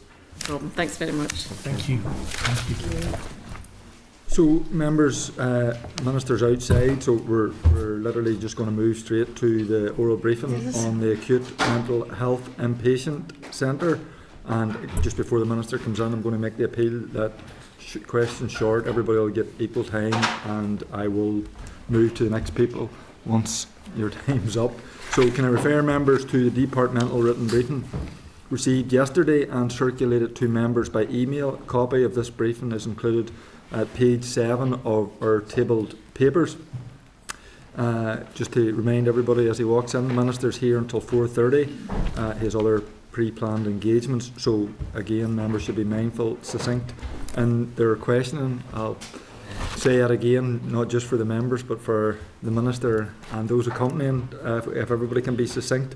And also if we can try and keep our questioning focused on the situation within the inpatient centre in Belfast. Everybody will be aware that next week we also have a scheduled briefing on lessons learned from the maternity hospital and the impact on the children's hospital. So can I welcome the Minister? Thank you very much for coming. Very welcome.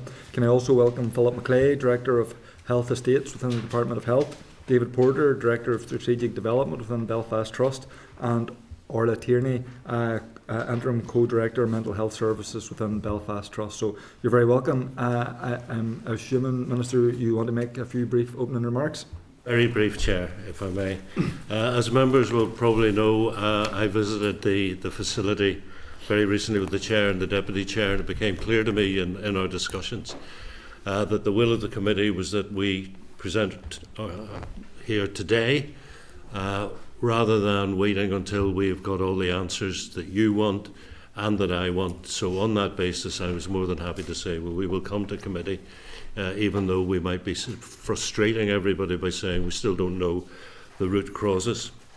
I've got to say, in terms of capital, I am personally very frustrated because on the one hand, I am making the point to the Finance Minister in terms of capital budget. I don't have everything I need to do everything that I need to do in terms of health capital provision. And on the other hand, we're spending money fixing things, and it's money we should not be spending.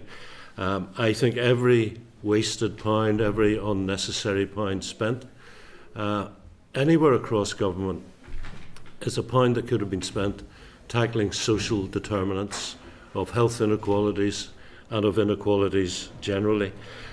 So I assure you, Chair, I share your concerns. I want answers to what and why in terms of AMIC. I want to secure those answers.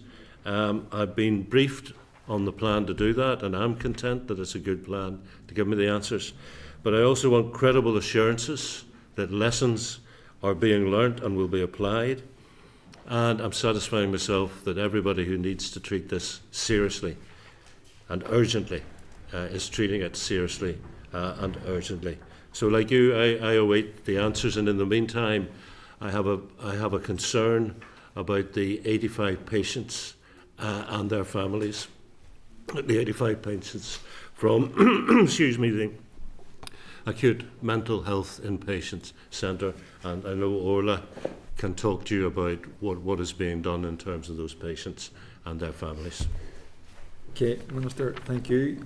So you're right about money being wasted, and every penny should be spent. We, as you know, we're doing an inquiry into palliative care. We've took witnesses just before you came in, and one of the witnesses was just saying before in relation to palliative care, when they're making the ask, they're always told that there's no resource. So, you know, it's very disappointing that we're having this conversation about money that is wasted. In terms of just going through the issues, I mean, we thank you for your briefing, and we accept or we understand that some of the questions might not be answered, but in terms of the briefing, you know, this is a new hospital built in 2019, handed over. There was initial problems with water ingress in the building during the handover process. A number of these issues were rectified by the contractor. Then in September 21, the Trust noticed pinhole leaks in copper hot water pipes. Not aware that this was endemic, you know, there was localised solutions to that. Then in 2023, the problem was widespread.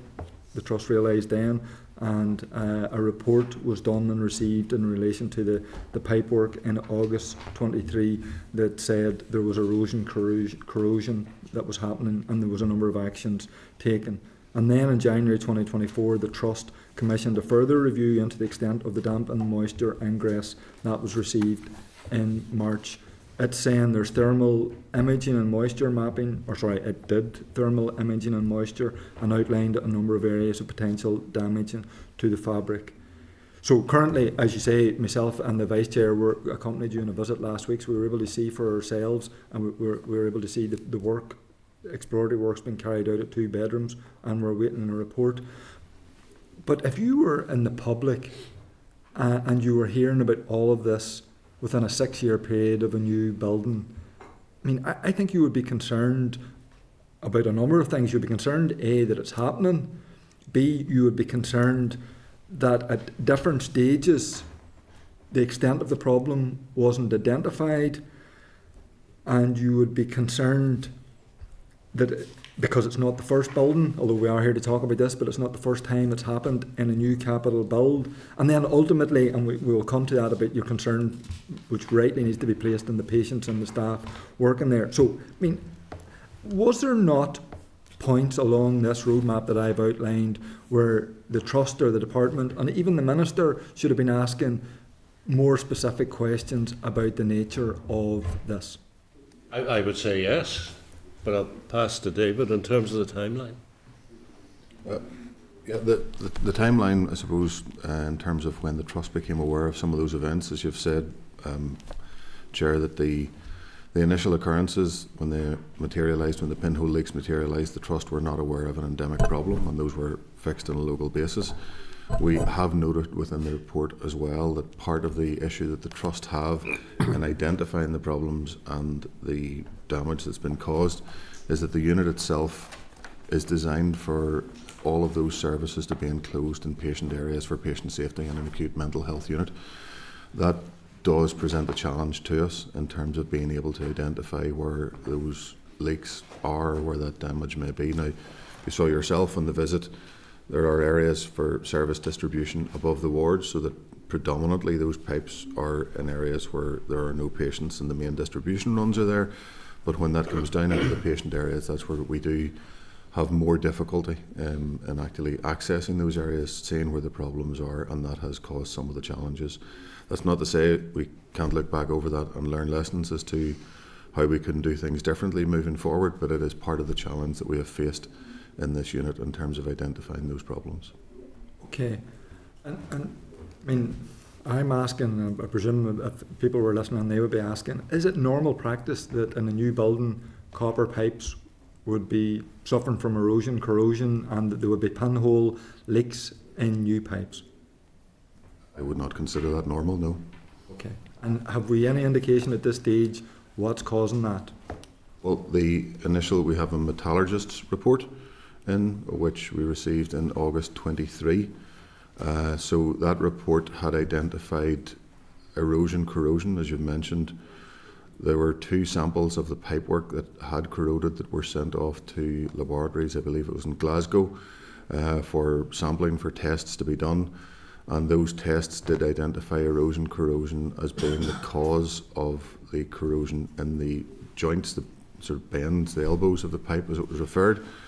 It also highlighted erosion, corrosion as a potential contributing factor in the straight lengths of pipework, but at that point there were a few further questions effectively within the report.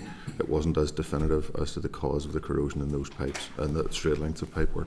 So we have some indication, but as things stand, Chair, I can't be absolutely definitive as to the cause of that corrosion. Okay, and you talked about a few questions in the report, and we're aware that there's an additional report. I mean, is that normal, or is that, were there concerns in relation to the first report? The 2 reports had 2 separate purposes. So the first report was to look at the pipework itself in terms of what had caused the corrosion.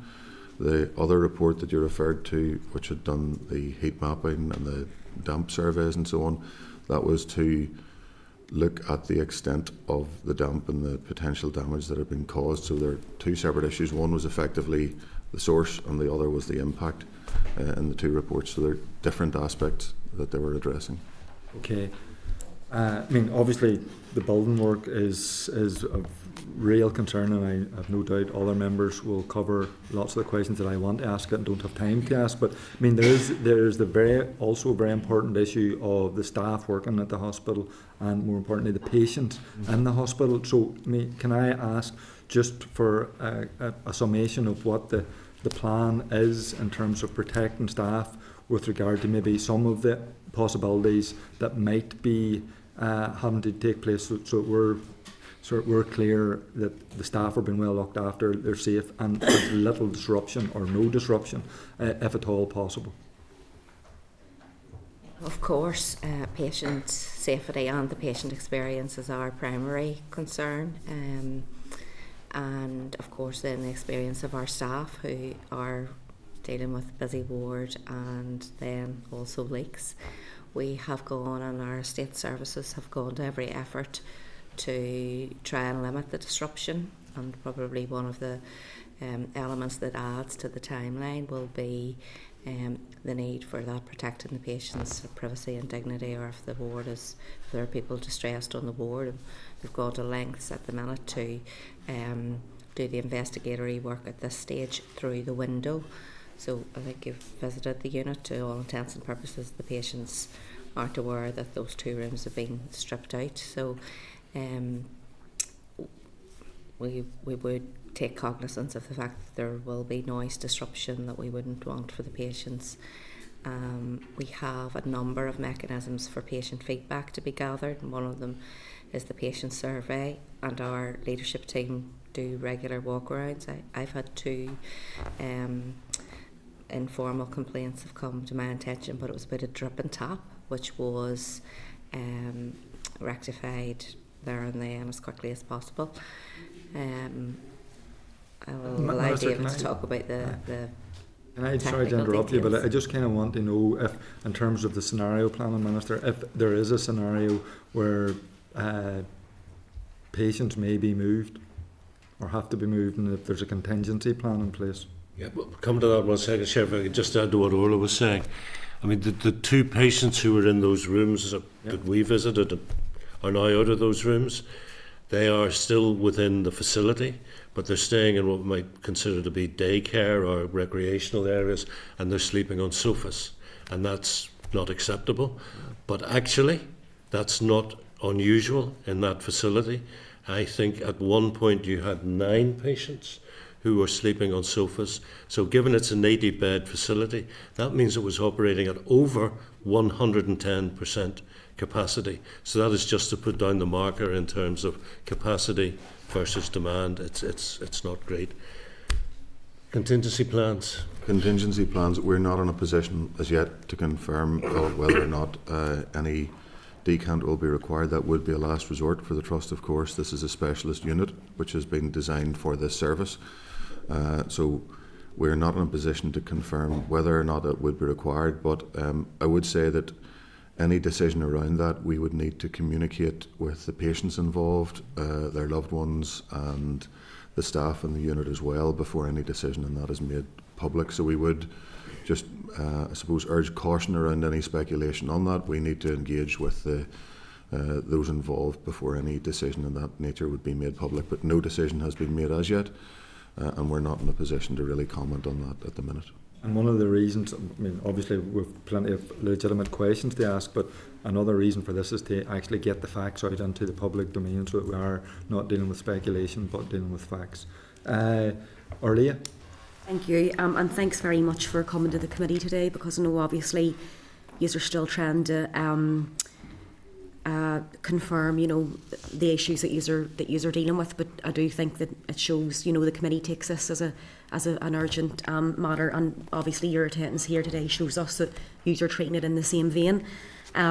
So I just wanted to go back to one of the questions that the chair asked around so it was saying in the briefing paper that a new consultant was appointed to monitor the works on site and assess the defects. So obviously this new consultant that's now in place is separate to the original project consultant. So at this stage, do you have concerns around the previous consultant? Is that your reason for appointing someone new with a maybe fresh head and independent viewpoint? It's really to appoint someone who's independent so that they're not prejudiced in any way in their view on what they're uncovering as part of those exploratory works. So it's to make sure that it's an unbiased opinion that we're receiving as part of that report. Okay, that's fair enough. And I just wanted to ask to the Minister, obviously the committee became aware of this issue. Well, there was a media report that was issued a couple of weeks ago, but previous to that, and I had mentioned this in the committee, I've mentioned this previously, but I had a friend of mine who was an inpatient in the unit a number of months ago and had reported to me about some of the conditions. And then there was also a health and social care worker who spoke to me privately and had mentioned her concerns with the condition of the building. And then there was the media report, and then the committee has obviously picked this up. But can I ask, Minister, when you became aware of the condition of the unit, and is there any rationale or reason why maybe we couldn't have been made aware of this until, as I say, I think we only discussed it in open session after the media reported on it? I wouldn't want to commit to a date, but I think it was relatively recently. I had certainly visited the unit once before with Fleur Anderson MP, the Minister of State, when she wanted to come out and look at some of our health facilities, and that's one of the ones we chose. I certainly don't recall thinking this is a unit at some sort of risk. But I'll certainly go away and ask when I first got a briefing. Yeah, no, that's no problem. Thank you. And then just finally, it's to maybe come back to the issue around the patients and the staff who's working in the building, because you know if you're working in them environments with damp and mould, it's not good for anyone's health, but particularly then the people who are already unwell in that unit. So you had mentioned, Minister, around the impact on the patients. And I know Orla was saying around stuff around the noise disruption, you know, if you have to do different types of work. But what would be the biggest concern in terms of the patients? Is it the possibility that, I know you haven't got that confirmed, but that you might have to move them? And if that's the case, again, conscious no decision has been made, but have you already scoped out suitable alternatives if patients do need to be moved? And in your opinion, has patients' health and safety and indeed staff, has that been impacted up until this point? Thank you. Maybe Orla, do you want to do the sort of feedback you're getting from patients and families first? And staff. I mean, there's no doubt about it that the staff are equally disappointed in the building that they inherited, and I have to commend their resilience because they're busy and then there is a leak. Lots of those leaks, if anybody's had a leak in their house, you don't know where the source is for a while from a nursing point of view on a busy day.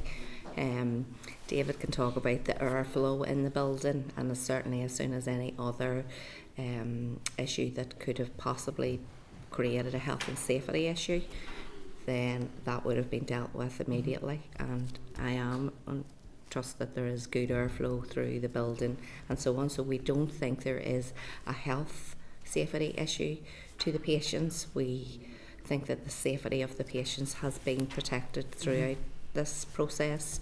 So I don't have any concerns that there is an immediate health risk. I appreciate that it has added to our staff's already challenging roles, and we're disappointed in the building that we have because it would have been our flagship and we were all very excited about it. I do think that our patient experience surveys in the main say that they feel they are cared for very well within the building despite all the challenges. Is there more, sorry, a little more you could say about the level of anxiety you're hearing from patients or families or staff? Probably more so from staff, because it does add in another complexity to their day when we have to when we have workmen in the building. We would have a groundsman, and he's very helpful in escorting various contracts and estate services around the building, again to minimise disruption to clinical staff and to patient treatment. But we are not getting a sense, certainly through our feedback from patients or families, that they feel their care has been compromised, which I'm pleased about, and that's probably my priority. And certainly if we were to have to move patients, it would be to another suitable, we would have to prepare somewhere suitable, and that would be taken into consideration then. I was just going to come in there, Orla, sorry for interrupting, but the design ethos of the building is it's a single story building, but there was another story on top for the services so that maintenance could be carried out without disrupting the patients. So the vast majority of maintenance would take place up there in that zone, which, as David's already said, is patient free, but you know, that's not to minimise that there will be undoubtedly some disruption on a phased basis potentially. No decision made, but you know, a last resort I think would be to move the patients out if it can be avoided. That would be better. But David, you might want to speak to that. I just wanted to make the point that the design has taken that all into account. No, just to say there, the previous surveys that we have done have given us a level of information around the extent of the damp elsewhere in the building. We undertook the exploratory works in those 2 bedrooms to get a better understanding of just what has taken place in areas where they are concealed, the services are concealed and so on. So we have opened that up as part of that exploratory works. That has given us a much better understanding, but we do await that report from the consultant that will describe the level of remediation works that will be required. And we'll then need to look at that with the some of the management in the unit as well, just to see how that can be taken out in the context of an acute mental health environment, to determine how we could phase the work, how we could undertake it safely, and if, as I say, as a last resort, if a decant would be required, or how it can be done within the context of that environment. So we do appreciate, absolutely, patient safety is our priority in all of this, and that's part of what takes a little bit more time to plan that, given just the constraints of the environment that we're working within.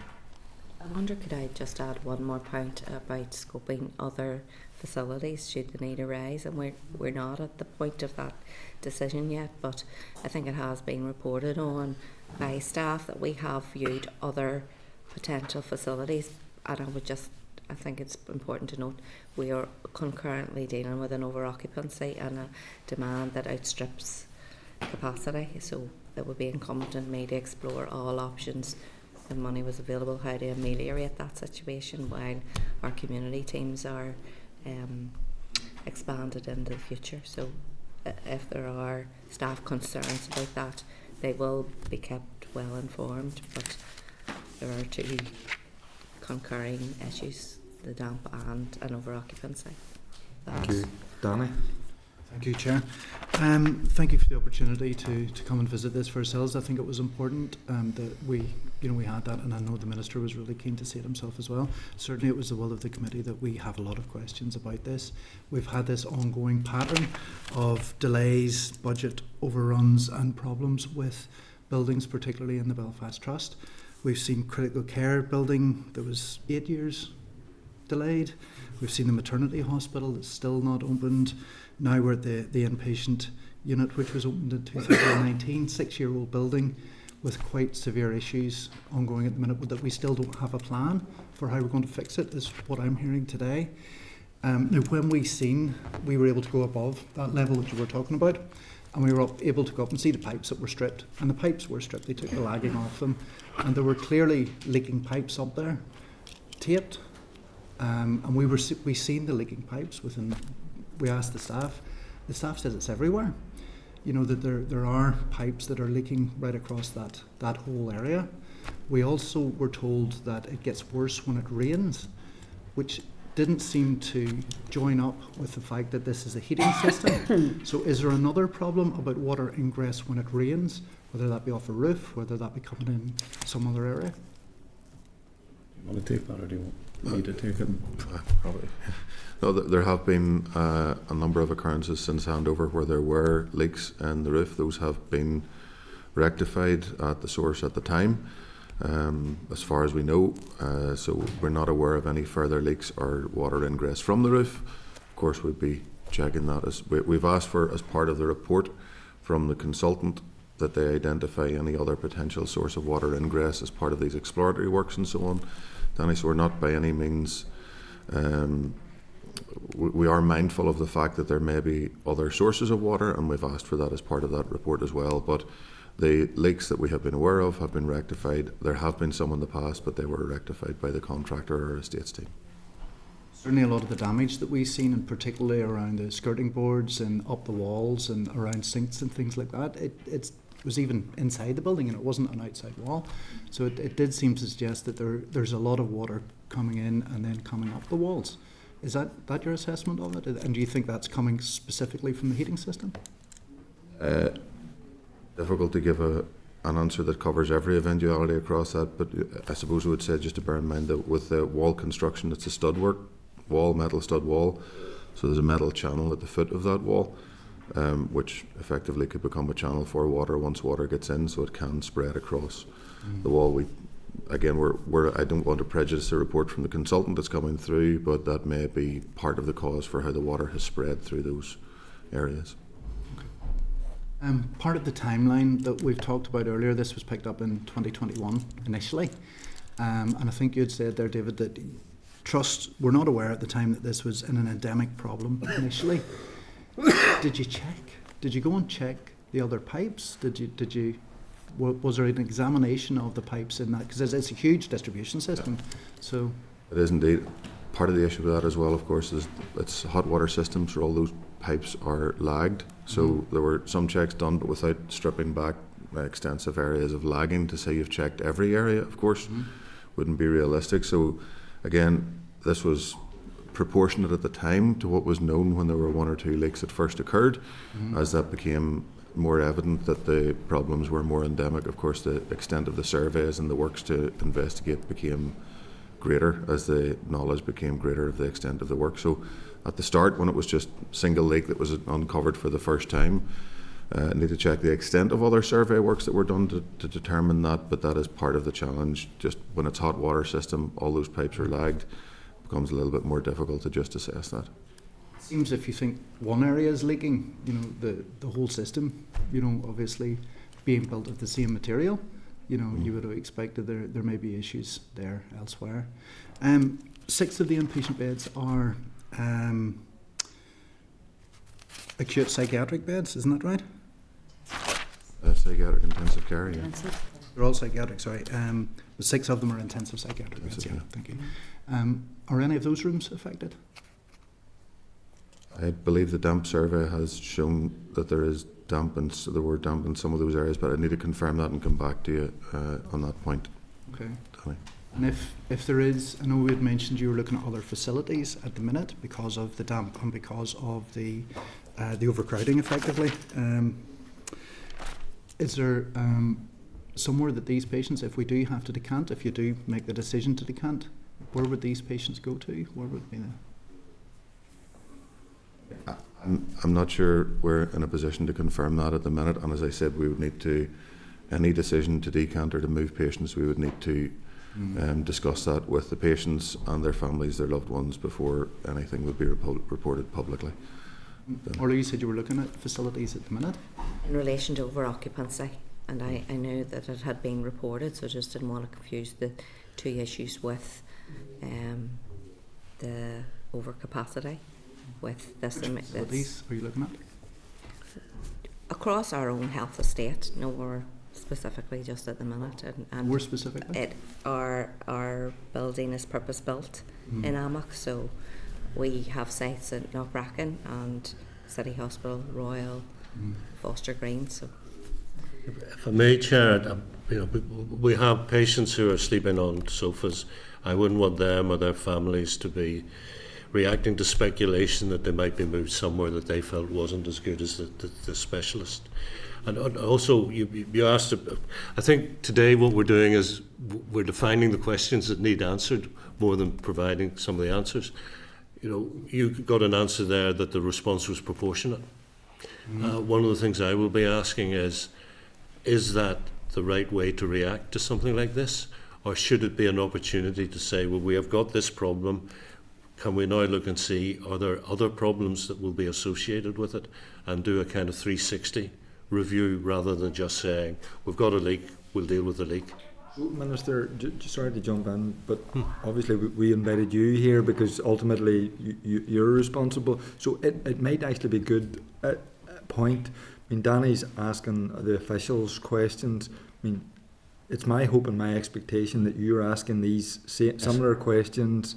I mean, do you want to give us a sense of the type of questions that you're asking, the kind of timelines that you're demanding, the kind of mechanisms and safety nets that you are demanding in this scenario, in this situation, to protect the patients and the staff? Well, it would start with at handover, should it have been possible to identify this problem? Mm-hmm. And if it wasn't possible, that I might accept that's reasonable. What is the cause of it? And we've had speculation about, for example, the velocity of the water flow. We've had speculation that the copper perhaps is of a insufficient quality. We could speculate about whether it was manufacture or installation. And I'm a kind of reserved about that, Chair, because we're talking about commercial organisations, and it would be unfair to unreasonably speculate in a way that would damage their professional reputation. I think the questions almost define themselves, and the questions I'm asking aren't going to be different from the questions that you're asking. It's the who, what, when, where, why, and then it is, what are the lessons? Can you assure me that you've learnt the lessons and this won't happen again? And that does go to things like, is a proportionate response good enough? Or do we need to say, given the history of water-based issues, of pipe-based issues, particularly within this trust, do we need to say we've got to go a lot broader than that? Because, if we fix this and then a problem arises again with the water or the water pipes, how are you going to react? How am I going to react? I think we know. Danny, I interrupted you. One quick question. One quick question, just for the Minister. Given the timeline that this has been going on for years now, are you happy with how this is being handled so far, personally? I'm not happy that it's been going on for years and that the opportunity there to begin with. And that goes back to the proportionate response, which is not criticising David, because, of course, David wasn't in post at that time.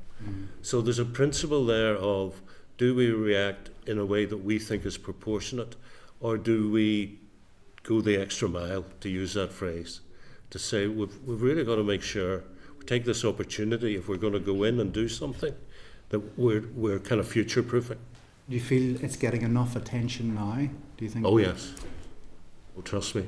Right. Okay. Well, we will see. So okay. Thank you. Thank you, Nuala. Thank you for coming today before committee. Last week at Health Committee, I made it clear that I would have questions as well around the patients in particular, and the who, and the people that this affect. And I am hoping for answers, particularly given, Minister, and I do respect that mental health is a priority of yours. You've said it before you were Health Minister, and you've continued to say it now. And we are at 110 capacity a lot of the time at this inpatient centre. Well, that's about 102. Oh, I thought it was 110. No, it peaked at 89, which was be over 110. Okay. Yeah. Well, it peaked at still over, what is it? 85% capacity is the recommended that RQIA state. So still always over the recommended. And at the heart of our health service, there's always the patients. And we are talking about very vulnerable patients who a lot of the time are in distress and have particular needs. So there are a particular group of patients that I want to focus on, and that is patients with learning disability and or autism as well in particular. Whenever Muckamore Abbey closed, there was a commitment that there would be a number of beds at the acute mental health inpatient centre for those patients who are in crisis and need. Can you confirm how many beds there were committed and how many beds there currently are for those patients, and how many patients who have previously been residents at Muckamore have been able to utilise those beds? There isn't a defined, committed bed number. I wouldn't be able to say how many of the patients we've nursed with an intellectual disability were previously in Muckamore or who would have otherwise been admitted to Muckamore. What I can say is that our main bed usage is 1.6 beds. So we have done, I know that's 1.6, so 2. Or for individuals with... Over the course of a year for individuals with intellectual disability, that is what our data is showing us the need has been. That. So that the data is showing the need has been between 1 and 2 because of the patients that you've had in there. Is that data assessed on inpatients or is it assessed on need in the community? That is the data of the patients who have been admitted. Okay. Over the course of a year. And for those patients who have a learning disability and or autism, are they frequently or have they ever been like turned away at crisis point of intervention that's needed staying to get to the inpatient centre? Or do you work with people who actually assess them? So is it, as I understand it, an approved social worker and a GP will often, they'll do the assessment for detention. Is it similar circumstances for, and what is the process there with regards to actually having capacity for those people? Have people ever been turned away? It would be the same as the patients that are coming in with just mental illness and not a comorbid illness. So, are we meeting the need? We do hold a waiting list, and we have. Minister has talked about the unit is overoccupied. So each patient is assessed on their own individual need and what supports there are for them in the community. So I wouldn't be able to answer that definitively of has there been a patient who may not have availability of a bed at their exact point of need, but that isn't related to the water ingress or their intellectual disability, if that makes sense. And you can't confirm how many ex-patients of Muckamore have been admitted to the inpatient centre or if they're what is the relevance to the water ingress? I'll get to that after my questions, but it's all relevant, and I made it quite clear at committee last week and said to the clerk as well that given the opportunity and the importance of these issues that we would be raising questions. I think it's loosely connected, so if we can get to the purpose of... Well, I will move on to it now if you don't have those figures, but I'll put in written questions too. But given there were commitments to families upon the closure of Muckamore that there would be actual space for their family members at a crisis point for an intervention in this inpatient centre, and the figure is sitting between 1 and 2 per year. Have there been any engagement or liaison with these families as to the impact that anything out of this situation will arise? I understand that we're not talking and we don't want to speculate and be in the space of whether patients will be decanted, but we're talking about an area that is quite complex. The patient's needs are complex, and should we be actually liaising with families?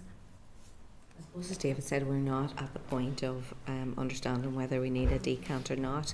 I am not the co-director for intellectual disabilities, but I do work closely with my colleague who is, and certainly will take that back. And if there was any further questions that you wanted, I will endeavour to answer that then after the meeting. I haven't come prepared specifically with data for intellectual disability and how that is affected, but we would consider a unit thinking about the universal design of it, that all of the patients, there are many patients with a mental illness that have a comorbid intellectual disability, and I think our future is to seek a place where there is universal design and patients aren't excluded on their intellectual disability, where their need can be best met. And I think that's the place that Belfast Trust are in now, is the patient will be cared for in the place that best meets their need. And with regards to the ongoing work that will need, no doubt, to be completed at the inpatient unit. What is the effect then on the recommendations of RQIA inspections in terms of completing any outstanding recommendations in those? Had correspondence with RQIA previously and again yesterday, and we're keeping them abreast of our actions in relation to the water ingress. And we do, as you know, have doors to replace. We would not wish to replace the doors and then be affected by water ingress, so we will time that work that it can run concurrently and as quickly as possible. So RQIA have issued an extension to their improvement notice, and that's with Chief Executive at the minute, and they're kept abreast of any delays to the recommendations. So the other recommendations apart from the doors are in the main met. Thank you for that. And then finally, just with regards to that overcapacity issue, and you'd said you were looking around the whole estate. Would you be looking around at whether those places are suitable for people to use, regardless of, like you said, regardless of whether they do have a learning disability or not? Because I imagine, now you'd know better than me, that actually you'd need quite specific facilities, attuned to individual needs. Is that something that you can take forward today to ensure that there is capacity for we will any additional absolutely place? consider that in the round, and what is, we have a varied patient population, including over 65 functional mental illness. Your colleague Danny referred to the PICU population. The decision making will be multifactorial, and all of the population that would be served by AMIC's needs will have to be considered in all of that deliberation. That's not without its challenges, because the Acute Mental Health Inpatient Centre was purpose built. Move on now. Alan? Thanks, Chair. I'm glad, Minister, that a lot of the focus today has been about patients and their families, and that is right, that is proper. And I thank you for focusing on that very early in your in the session today. Can I just ask, given the physical risks when we're dealing with damp water ingress and potentially mould spores, are there mould spores? How extensive are they, and how are they being treated? And is there any physical risks to those patients? We'll refer to David for the We're technical. monitoring that across the unit at the minute, and undertaking any isolated repairs where those are required. So we appreciate entirely what you're saying with patient safety. There's a number of areas that we are acutely aware where patient safety is very important in mental health, and that is a specialist designed unit, and it is absolutely the best place for patients. But we are we're monitoring any areas where there's damp, undertaking any isolated repairs where they are required to ensure that this continues to be a safe environment for patients. And Orla mentioned earlier as well, we have got a good ventilation system in the unit as well. There's 6 air changes per hour in all of those rooms, so it's a specifically designed unit for their safety, and with the ventilation systems and the remediation measures that we have in place, we are satisfied that it is still the best location for all of those patients to be in. Very conscious that there are sensitivities around this, and as you say, Minister, we don't want additional speculation. So, for example, within the design, you will not find any suspended roofs above which you might have pipework for reasons that I think don't need to be articulated. Underboard. Yeah. Okay, thank you. Diane? Thank you, Chair, and thank you for coming to the committee. It is a pity today that the senior responsible officer who signed off this project isn't here to tell us about the handover. But David, you were one of the most senior officers in the department, so I'm presuming you have knowledge of this. were there problems prior to the handover or during the handover that would have led you to suspect that the extent of the problem that we now face at this building? Just to be clear, Diana, I was in my previous capacity in the department, I didn't have any involvement in the project, so my knowledge of it, I've been picking things Just up in to my current clarify post. that, just a minute though, did this not come to the department during all of the reports in 2020, 21, 23 that have been made into this building? So I was acted up for a while as interim director for Health Estates. So at that stage, I was over all of the work and would have had some knowledge of it, I should say. I'm referring to the previous post that I had within the department at a grade 6 level, but I wasn't working in the project at that time, certainly at the time of handover, I should say. So I am aware, just looking through some of the records of some of the issues, there have been issues at the time of handover, and I said there were defects as well that the contractor rectified post-handover. They stood over their work and so on, but I'm not aware of indication at the time of handover of any corrosion in the pipework or anything of that nature. Diane? Because there was some suggestion today that there may have been problems at handover. So I'm just asking the obvious question: so why was the handover continued if there were problems in that area? On any of our construction projects, we monitor for any defects on site and so on, and those are either rectified before handover, or there's a defects liability period as well when the contractor has the right to do so themselves. But the contractor, any defects that were notified, to my knowledge, have been rectified, and the contractor stood over their work in that respect. But I am not aware of any information at the time of handover that pointed to corrosion in the pipework. So there were defects, certainly. I'm not pretending that there were not, but those were rectified by the contractor. Okay, that's fair enough. So I asked this question last week, and I'll ask it again this week. I didn't get a satisfactory answer last week, so I would like an answer this week. We are now in a situation where we have had problems with the critical care building. We have a maternity hospital that's built that can't be occupied, and almost a year after we have discussed this in this committee, we have no sense of when it will be occupied or how much it will take to occupy it. We have an acute mental health facility, and I am conscious, deeply conscious, that this is a facility for some of the most unwell people in our community, and I'm deeply conscious of that as I say this. But we have this facility.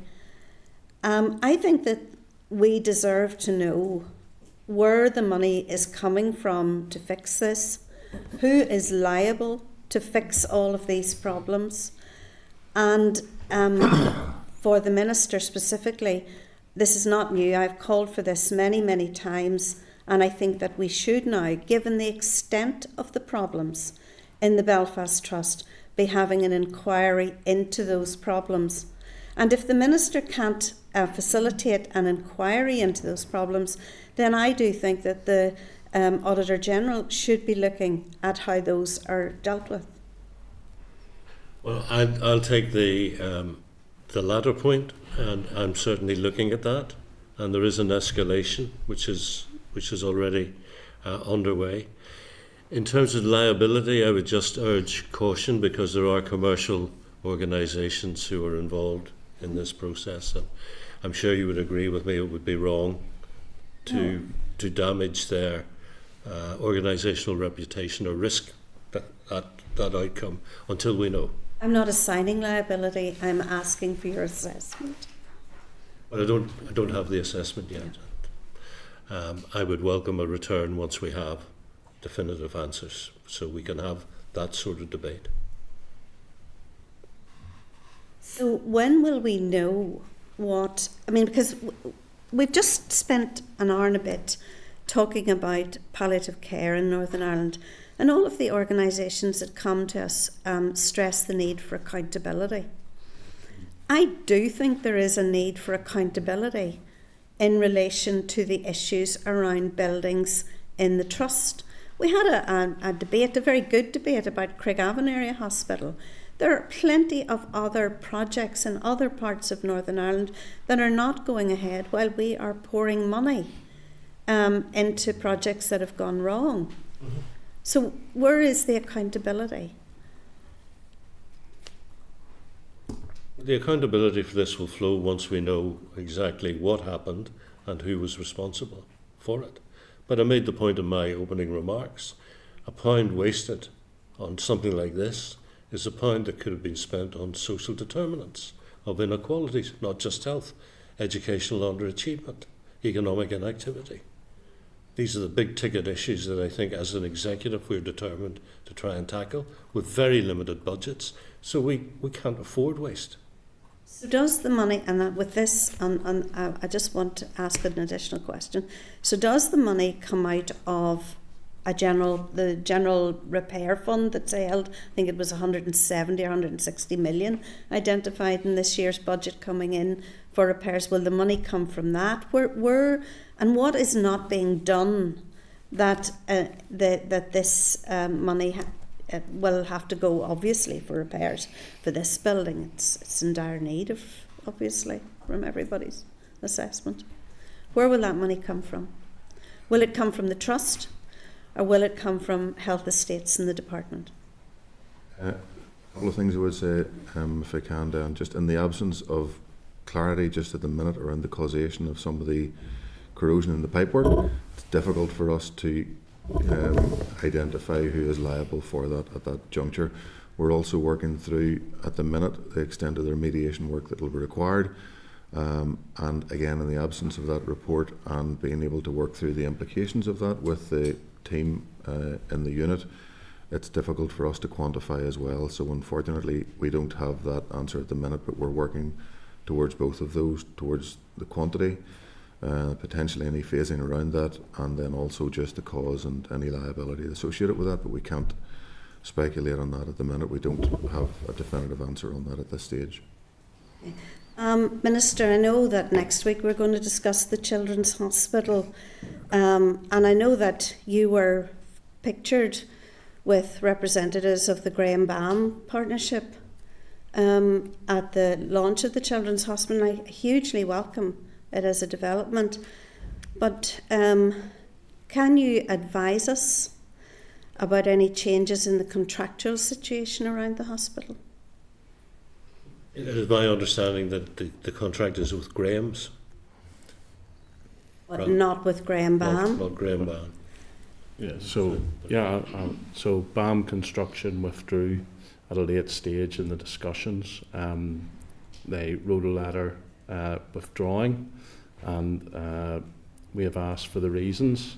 At that time, Graham Construction Limited, who were the joint venture partner, we assessed them, their financial capability and their resource capability, and took the decision to award the contract to John Graham Construction Limited.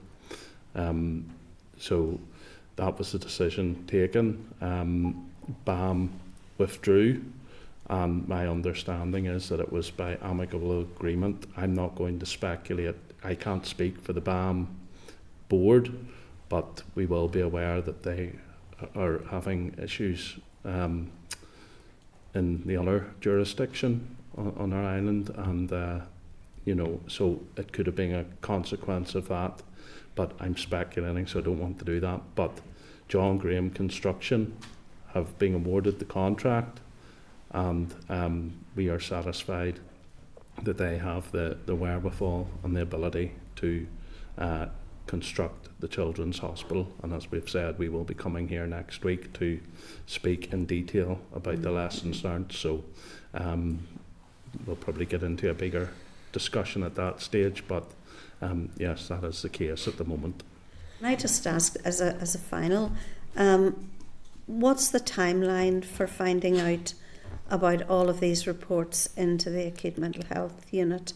And because, I mean, unlike the maternity hospital that isn't occupied and there is an alternative place for people to go, this building is occupied by severely ill patients, and we don't want them to be waiting. When we're waiting almost a year on finding out about the maternity hospital, we don't want to be waiting that length of time around that.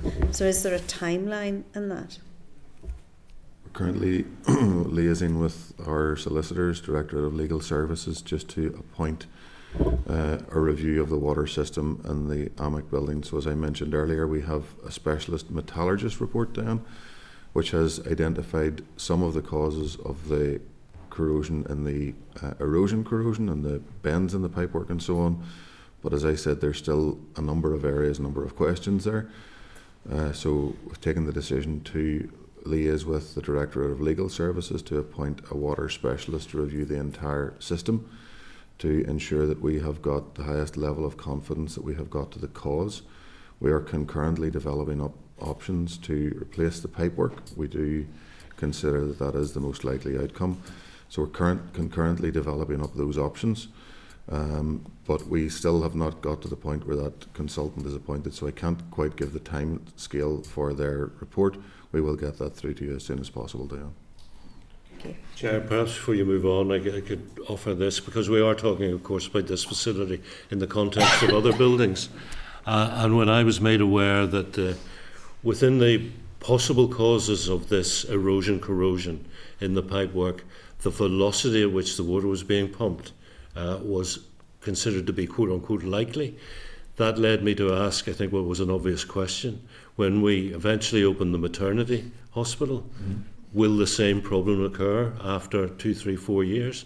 And I was assured not, because the diameter of that pipework is sufficient to handle any velocity. So I think that is at least a little good news. I was looking up, like other members, I'm sure, today, all the details around erosion, corrosion, and its possible impact or possible causes. Anyway, need to move on. Alan? Thanks, Chair. Look, any impartial observer to this can't help but be concerned with the sheer length of time that has passed from the first leak was identified in 2021. And whilst there's been, understandably, a number of actions taken that have had to pass through, we really now need to move with pace into the rectification part of this issue. Are the officials in the department satisfied that the issue is being taken forward with appropriate priority within the Belfast Trust? A couple of other short questions I'll tag on that. The briefing refers to the defects liability period. How long was that period in place for? And what level of dialogue has the Trust had with the contractor to date? And whilst we don't know the costs of what it's going to take to fix this, it will have to be fixed. And I would anticipate that in the first instance, the Trust would be having to underwrite those costs to get it rectified. Would it be the intention of the Trust to explore every avenue where they could recover those costs?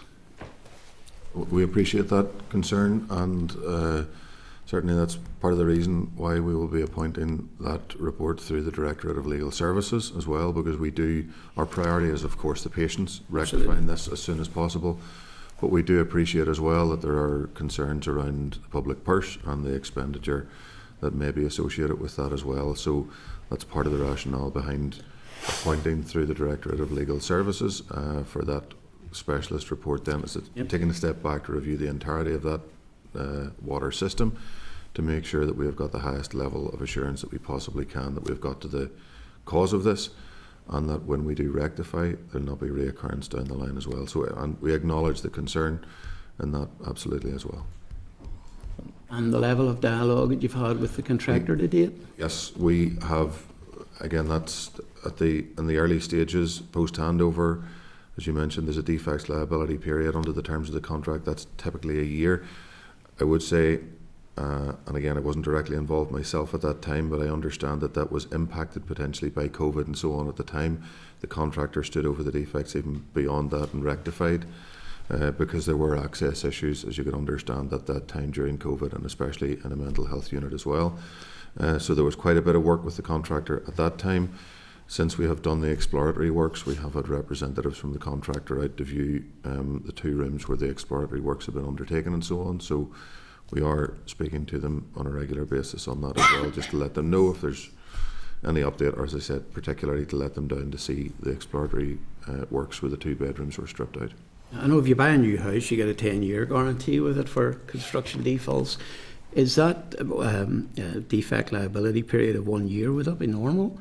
Or is there, The is there no other cover that can be given by the construction company?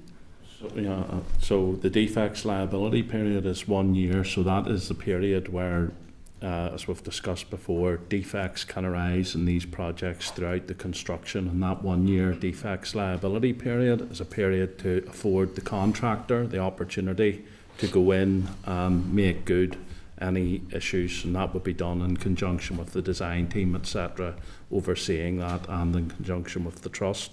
The next question then is there any liability coverage for an extended period? So the contracts are signed under deed, which gives a 12-year liability period. However, the liability is not for wear and tear damage, it's for latent defects. I think that's the term, David. You can keep me correct, but latent defects which can be proven to have arisen through actions taken or not taken during the construction phase. So in a roundabout way, we're saying there is 12-year liability, but the difficulty is, and once again, just we're not apportioning any blame here. As David's already said, the contractor has come in and fixed defects in period excess of 1 year due to circumstances, so the contractor has not walked away. And but if we do find at the end of this that there's a latent defect and the liability sits with any party involved in the contract, potentially there's an opportunity to seek recompense, and that period's for 12 years. So if that comes to light 13 years after, well, unfortunately there's no opportunity to seek redress. Would defective materials fall under that 12-year? Good question, and I will have to come back to you on that. So I will look. I'm sure into the legal people will look at it all. Yeah. I'm not a lawyer, unfortunately, but I will ask the question. And is the department satisfied that the trust is moving at pace with this? Yes. Thank you. Okay, thank you, Colin. Yep, thank you, Chair. I think I'd kind of pushed for you to be here, Minister, and I think after listening to the presentation, I'm kind of glad in one way that we did, and then I'm also not glad in another way, and to work in reverse. I suppose it means that I'm not necessarily sure we have the right people here to answer the questions that we've raised, that there was nobody that was maybe actually involved in the process, whether they've moved on or in different places or if they're in different roles, but it might have been good to have had the people that are actually involved that were involved at the time, because it does feel a little bit like they're textbook answers, and therefore they're factual answers, but it doesn't help to get us to the reasoning of it. But the reason that I am glad is that maybe, Minister, you can help me confirm this, because there's one thing that I can tell you that I would not do if I went home tonight, and I think you would be the same, Minister. If you went home to your house tonight, or I went back to my house and there was a leak, I don't think we would wait 2.5 years before we're starting to do something about it.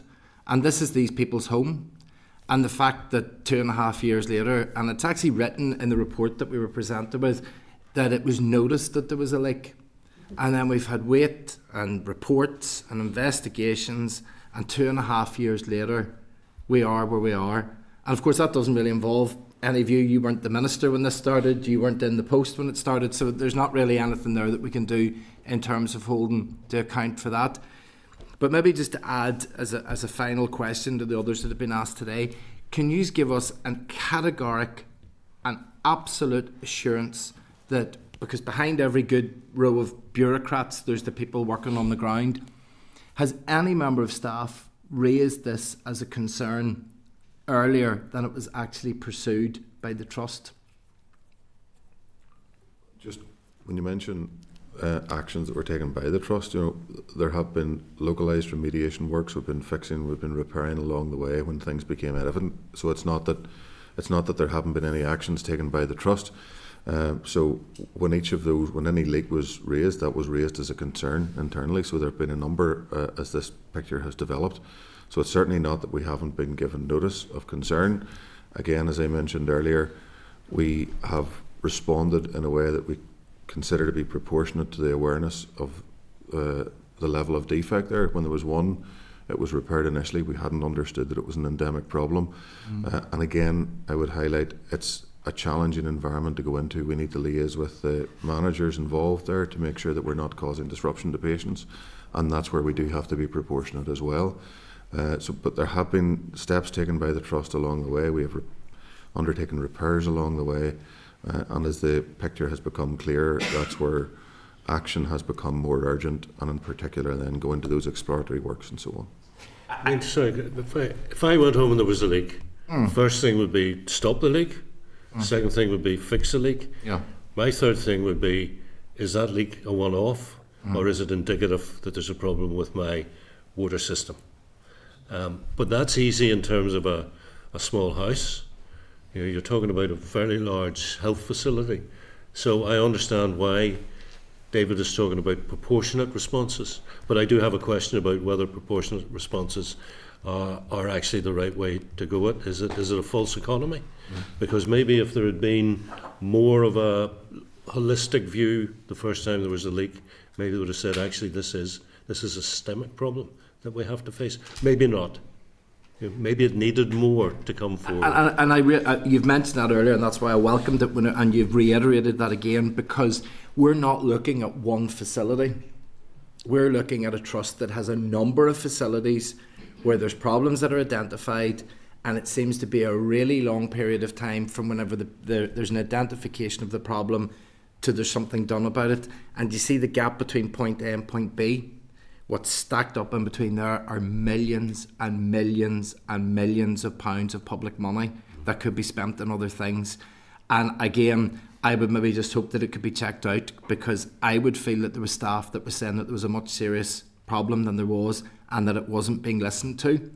And that has caused the gap between identifying and fixing to be wider, which has cost more money. So I hope that that can be reflected upon in that, and we can find out, because this is a trust where I feel at the project management level need to respond a lot quicker. Not necessarily the staff on the ground, but certainly higher up the ground. We seems to be big long gaps in responding, and it's costing the public far too much money. And that needs to be looked at, and I accept that. But I think there's a judgment call here, because if you're looking at, say, there is a leak which, just for the sake of talk, is going to cost £10,000 to fix, but to do the systemic review is going to cost £100,000.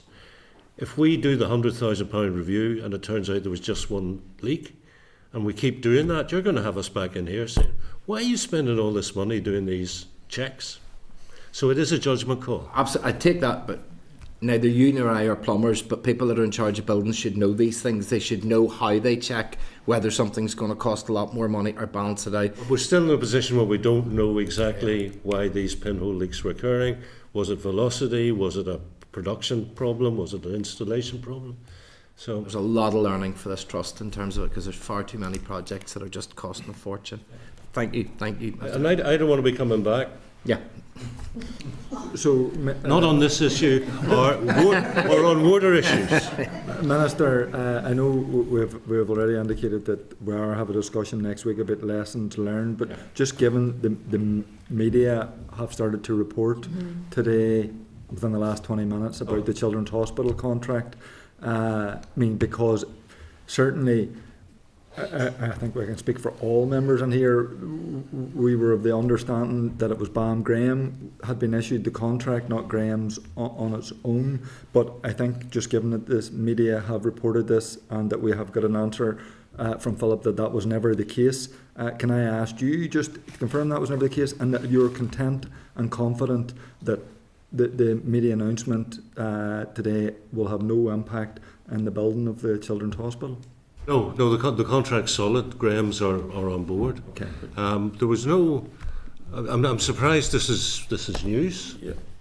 Yeah, I think, Philip, just to clarify, when Diane has mentioned the sod cutting, at that time, Graham Bam Healthcare Partnership were going to build the Children's Hospital.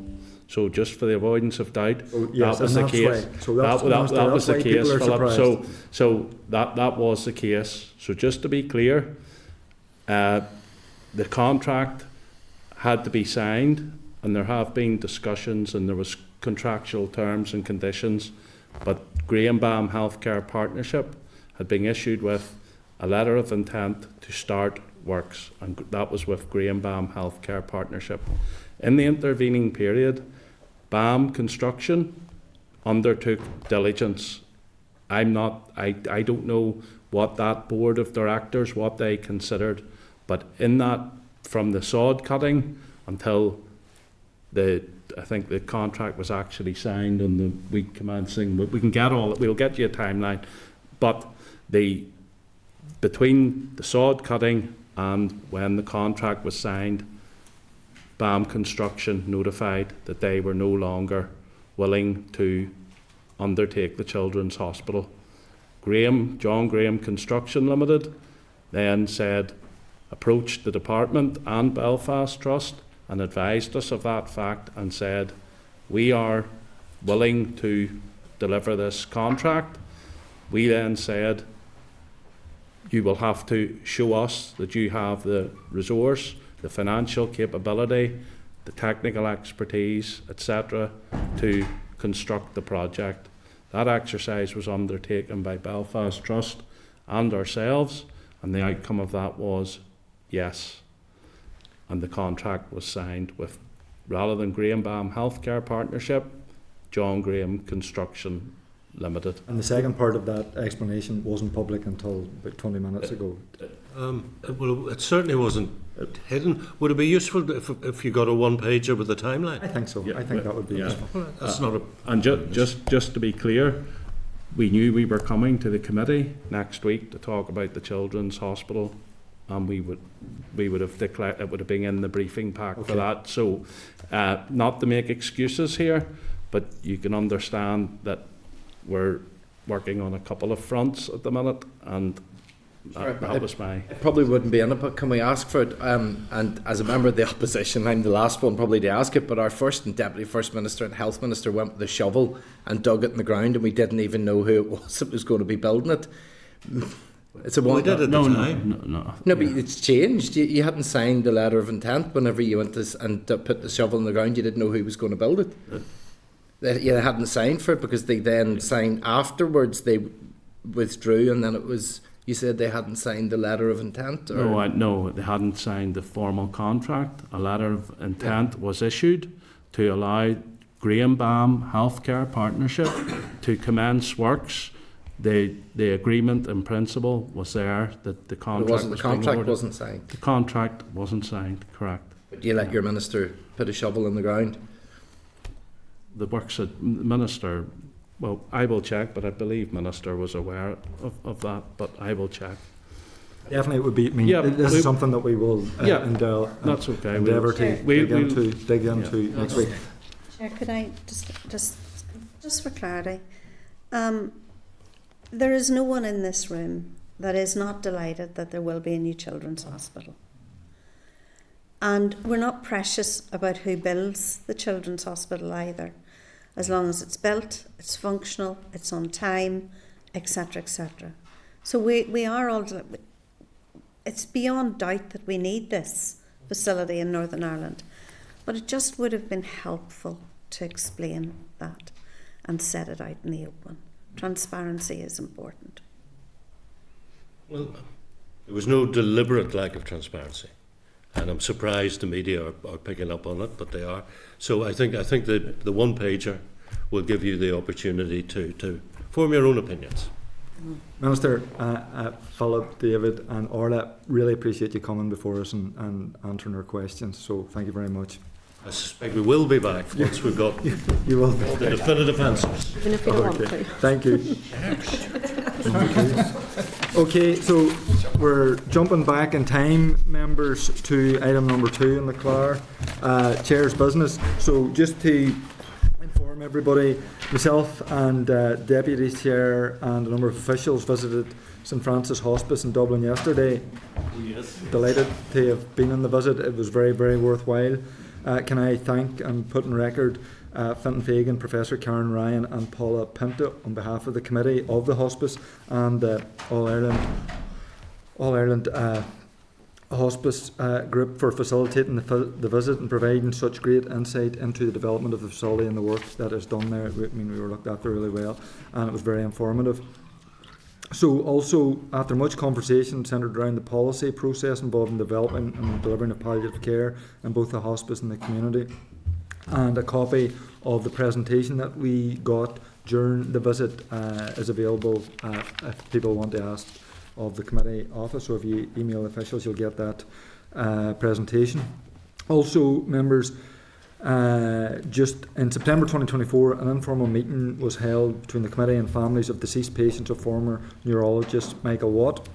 As part of its engagement, the committee agreed to write to the Minister to ask that he meet with the families of the phases 1 and 2 of the neurology deceased patients review. So on 26th of September 2024, the Minister responded to the committee to affirm his commitment to meeting with the family as outlined in a statement in the Chamber in July. The committee office has received further correspondence from the family seeking an update on the work of the Minister and Department. So can I ask if everybody's content to forward a copy of the first departmental written update and all subsequent written updates to the families? Content? Sure. Danny? Just on this, we've been briefed by some of these families previously, and it was very powerful, very emotional, and hearing their stories of loss was, very distressing. Do we know if the Minister has met with these families? I think we should write and ask that question as well as doing that. So if everybody's content, Yeah. Okay. Absolutely. Again, for information, myself and the Deputy Chair will be meeting with RQIA officials at their request next Tuesday. Meeting was requested by the RQIA as an introduction to myself as the new Chair of the committee. Okay, moving on. Item number 3, draft minutes. Can I refer members to the draft minutes of the meeting held on 27th of March? Members content with the minutes as drafted? Yep. Okay, no matters arising? None? Okay. Okay, so I need to skip past 5, 6 and 7, get to number 8. So number 8 is an SL1, Human Trafficking and Exploitation Amendment Regulations NI 2024. Can I refer members to tab 8, includes clerk's memo, a copy of the SL, a copy of the SL1 and draft statutory rule, and also a copy of the consultation analysis report. Can I welcome Lindsay Armstrong, Head of Child Protection, Domestic and Sexual Abuse Unit within the Department of Health, also Paul McConville, Social Service Officer within the Department of Health, and Sinead McGrath, Deputy Principal, Child Protection, Domestic Sexual Abuse Unit within the Department of Health. So you're all very welcome. Can I advise members the SL1 seeks to address the mandatory recruitment requirements for a person seeking to become an independent guardian.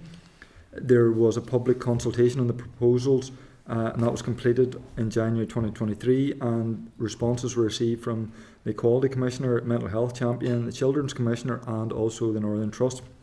There were no objections to the removal of the 5-year post-qualifying period. Okay, so can I just ask from the officials if there's any comments over and above any of that? Well, I have an opening statement that I can make. So first of all, thank you for giving us the opportunity to provide you with briefing this morning, and I hope that the information that we've already provided has proved useful. So as outlined in the SL1, it's proposed that the statutory rule will amend Regulation 3B of the 2016 regulations to remove the requirement for 5 years post-qualifying social work experience in order for a person to be eligible for appointment as an independent guardian. It will introduce a new eligibility requirement that an independent guardian must have successfully completed their post-qualification period of assessed employment, which is 1 year. So by way of background, the Independent Guardian Service came into operation in April 2018 and requires an independent body, specifically a charity, provides an independent guardian to assist, represent and support children or young people where there is reasonable evidence to believe that the child is a separated child and that by reason of that separation they may be at risk of harm or is a victim or a potential victim of human trafficking. So the service is currently delivered under contract by Bernardo's. The 2016 regulations specify the training and qualifications that an independent guardian should have. Currently, regulations 3A and 3B require them to be registered social workers with a minimum of 5 years post-qualifying social work experience.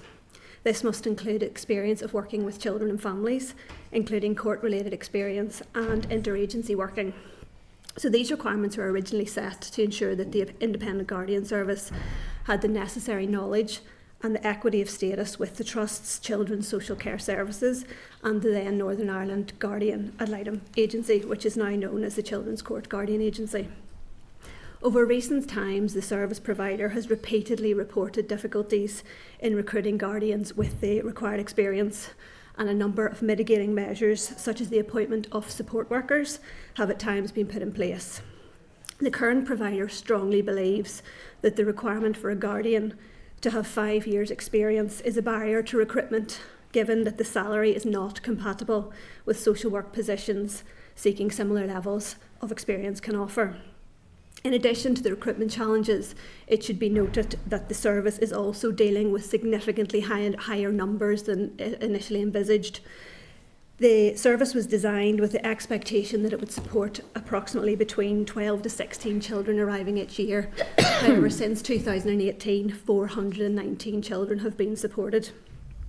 So recognising the increase in the number of referrals, together with the challenges that have been faced in recruiting guardians, and the position of the service provider that the 5-year requirement has contributed to this recruitment challenge, the Department considers that legislative change is necessary to attract a wider range of applicants to the role. I would stress that we are not proposing any amendment to Regulation 3A, which requires a guardian to be social work qualified. We are, however, proposing an amendment to Regulation 3B to completely remove the post-qualifying period other than the candidate's assessed year in employment. This will afford the current and any future service provider the maximum flexibility in recruiting guardians. It's important to note that this would merely amend the statutory minimum requirements to practice. We're not suggesting that entirely newly qualified social workers should be recruited to the role.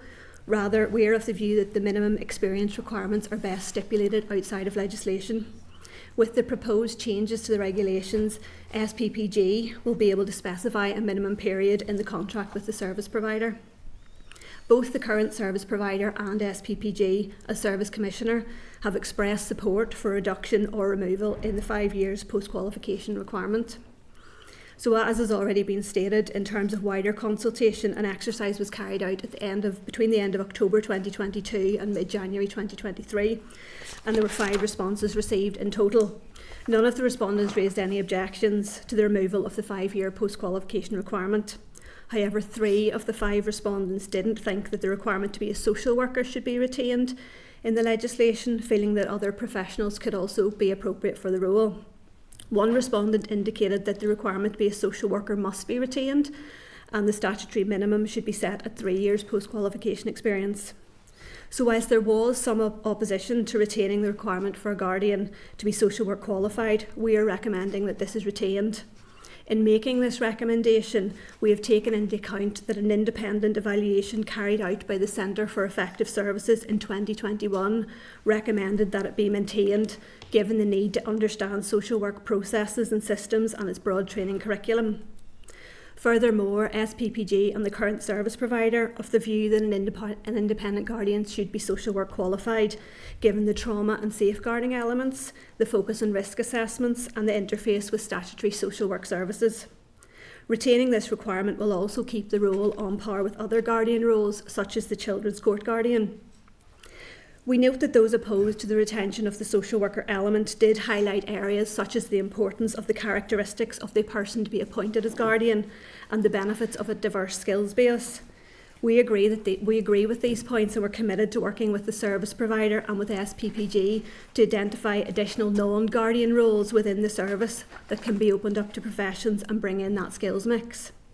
So just to conclude, it's the department's view that the role of the independent guardian should be that of a social worker. However, that the current 5-year experience requirement is a barrier to recruitment, which limits the pool of qualified professionals who can take up this post. The proposed amendment aims to ensure that the best candidates with the necessary skills and competencies can be appointed while maintaining the high standard of care and protection that's required. Thank you for the opportunity to brief you today. I hope that it's been useful, and we're happy to take any questions that you may have. Okay, thank you. Noah? Thank you. I didn't realise it would be first. Sorry. I just want to know, with regards to the comparison to England and Wales, why they feel that, and why they feel that there is no requirement, but also, has there been an assessment whenever you undertook this work as to how that's working out there in England and Wales? And with regards to Ray Jones, I know that they, when in Ray's report, there was multidisciplinary teams are advocated for in various arenas that the social care comes under, such as if it's residential care home or it's in-home kinship care, etc., that it's need not just be a social worker. And given the lack of, or the number of vacancies and the lack of options for employing social workers, because there are quite a number of vacancies across all trusts and the workload, have all assessments been undertaken as to the difference in the other jurisdictions and their outcomes? Just I wonder. I mean, I don't have a strict view on it either way. I'm still assessing it, but it's just what is it looking like and why in the other jurisdictions? Will you take that? I would explain at the outset that I had been involved in this whole process since Lord Morrow first introduced his bill, the Human Trafficking Safety, and Nikki had undertaken the research paper that was delivered by Ravi Kohli on our side, looking at the need for guardian. So myself and Deirdre Coyle, who was then the commissioner in the previous Health and Social Care Board, undertook extensive research in relation to guardian models right across Europe and internationally. We incorporated the guardian standards, and we consulted with other voluntary organisations on an international basis. The reason that we decided that we should pursue a professionally qualified social worker with 5 years experience was I have worked in the statutory sector but also in the voluntary sector for Action for Children before going into my role in the Office of Social Services. So I've been used to commissioning services and service level agreements and contracts, but also the design and delivery of projects and services. And the principles and philosophy then at the start were that we set up as Platinum a service that we can, and that I give an undertaking to the committee previously that we would come for review. And the intention in doing that was best practice indicated that protections could be afforded by social workers, professionally qualified social workers, who are used to assessing needs and risk and know the child protection and the child care system. That was why we were aware in the other jurisdictions that volunteers in various organisations could be appointed as guardians. But we aspired to have what we thought was the best in class. Our numbers as well at that time, as Lindsay has explained, were low. We knew they would grow because we were seeing that pattern across Europe and internationally. So we were very cognizant of the need that this independent guardian, who was to hold the system to account, would be representing the needs and the protection needs of these children in court, alongside trust social workers and, as Lindsay had mentioned, the then guardian ad litem. And it was not so much an equality of arms as an equality of information, research, intelligence and professional qualification. And I probably could answer that question that I think some of the other jurisdictions were looking at what we were doing enviously because of the standard that we did actually set up in Northern Ireland. And I missed the second part of your question, sorry. Well, it was about the vacancies with regards to social work. We understand that there's a lot of pressure there And I mean, I understand multidisciplinary teams in other social care settings can offset the work of social workers, because there can be others that can carry out that work, carry out some of the work.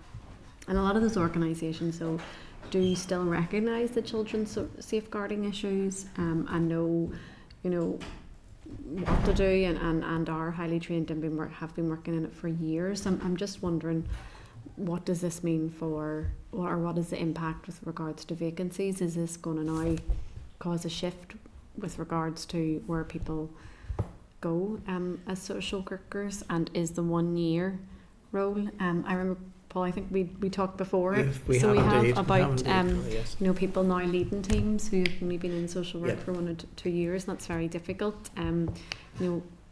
How does that fit in with this as well, and the vacancy issues? People may leave those teams because of pressures or burnout. They may leave for what I would term more positive reasons. An example of that would be they would see the needs of very, very needy, vulnerable children, and they would see the experience that they have a contribution to make. And a peculiar thing about social work is normally it's not the remuneration that is the driver for them. We do have vacancy levels to 25% in some of the teams in the trust, and the department has invested considerably in trying to address that and reduce the use of agency social workers and encourage pathways into statutory social work, if I can put it like that. The confidence that I would have is that the Independent Guardian Service has been set up to a high standard.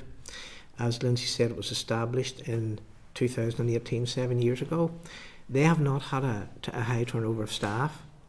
So the staff that are there are experienced, and they are, in my view, they are well situated to be able to mentor and to teach and to support and to supervise social workers who are coming in with less experience. My worry at the time was, I suppose, if we had set up a service that was less than aspirational, we could have got sucked down.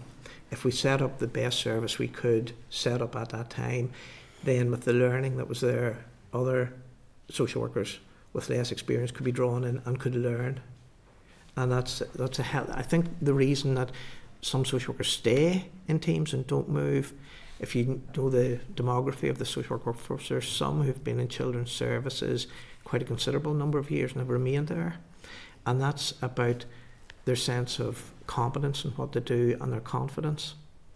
And that's something that I think the Independent Guardian Service, as constructed at the minute, could actually help qualifying social workers who have maybe 2 years experience. There is, Lindsay did mention, there's the pay differential between statutory social work and and that is not a reflection on the voluntary sector providers. It just is they have to meet the cost and the services commissioned. But I know that the Independent Guardian Service is highly valued and highly rated. Thank you. Diane? So just very quickly, and I apologise if I've missed this in your briefing. It's been a long afternoon here. You mentioned that the number of these children were growing in Northern Ireland. Do we have any numbers and any kind of rationale and where they come from and so on? This is one of the saddest things that we could deal with. I acknowledge that. We do. I could give you a history when we first became active in this area. The young people who were coming in through a route from the provinces in China to Beijing to being housed in Turkey and then being transported through flights from Barcelona into Belfast International.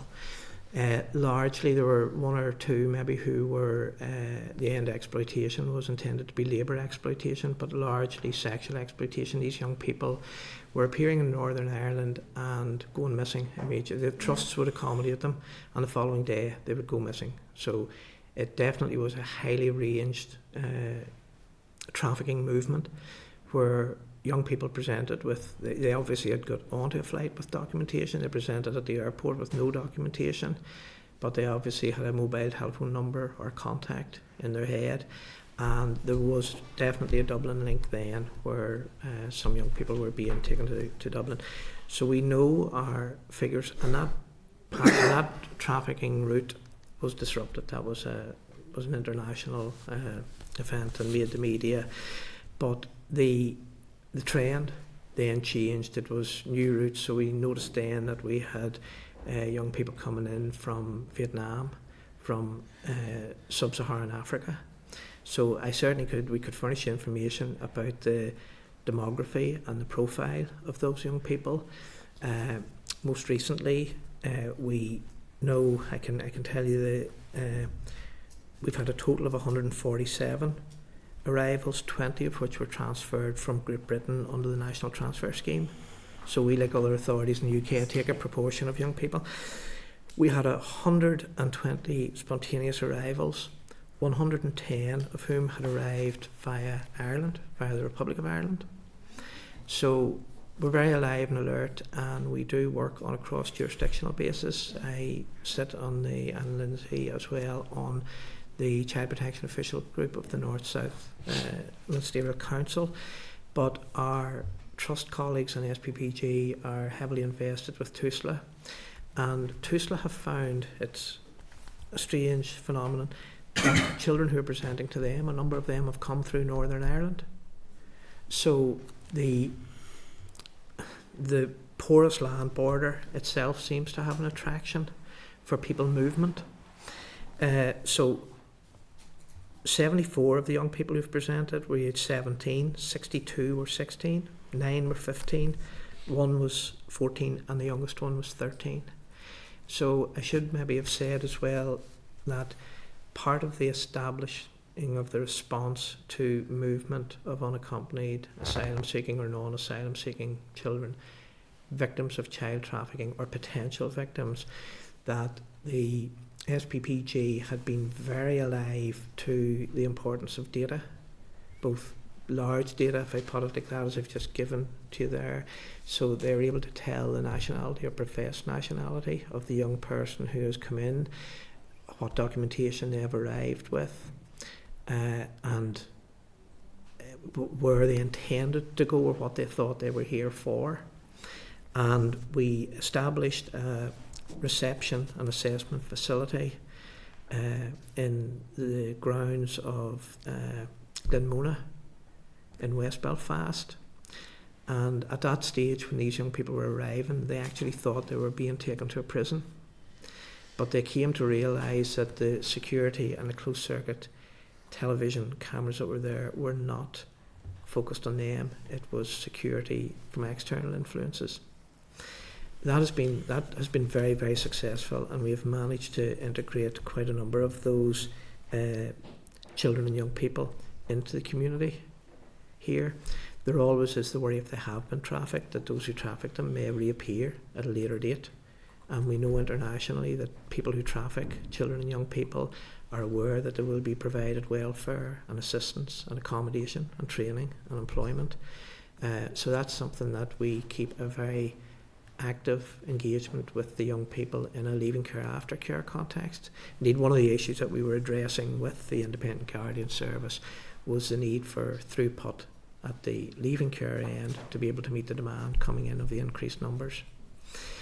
In specific response to your question, we've noticed a change in the demography and the nations from which young people are coming.